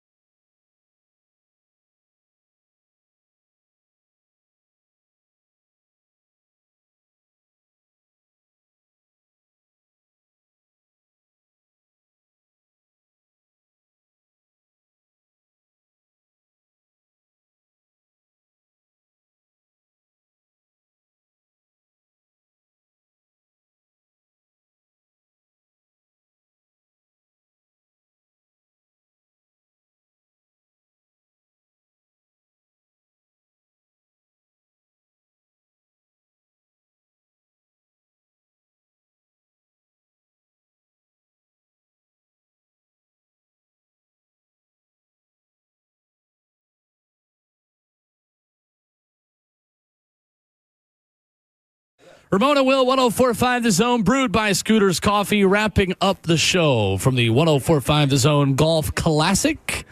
Southern Trophy House providing awards and apparel, our great drink sponsors. Get the folks going. Milagro Tequila, Hendrix Gin, Reka Vodka, just a couple of the many drink sponsors that have our golfers hydrated over the last hour. Ramon Foster and I about to take a golf cart and go see the people. Swing and bang a little bit, man. Where's Savage's golf cart at? I need that. That is what we are planning on doing, taking Ron Slay's golf cart. He needs a sign that just says Ron Slay's golf cart. Don't touch it. Otherwise, Ecky's going to keep taking that thing.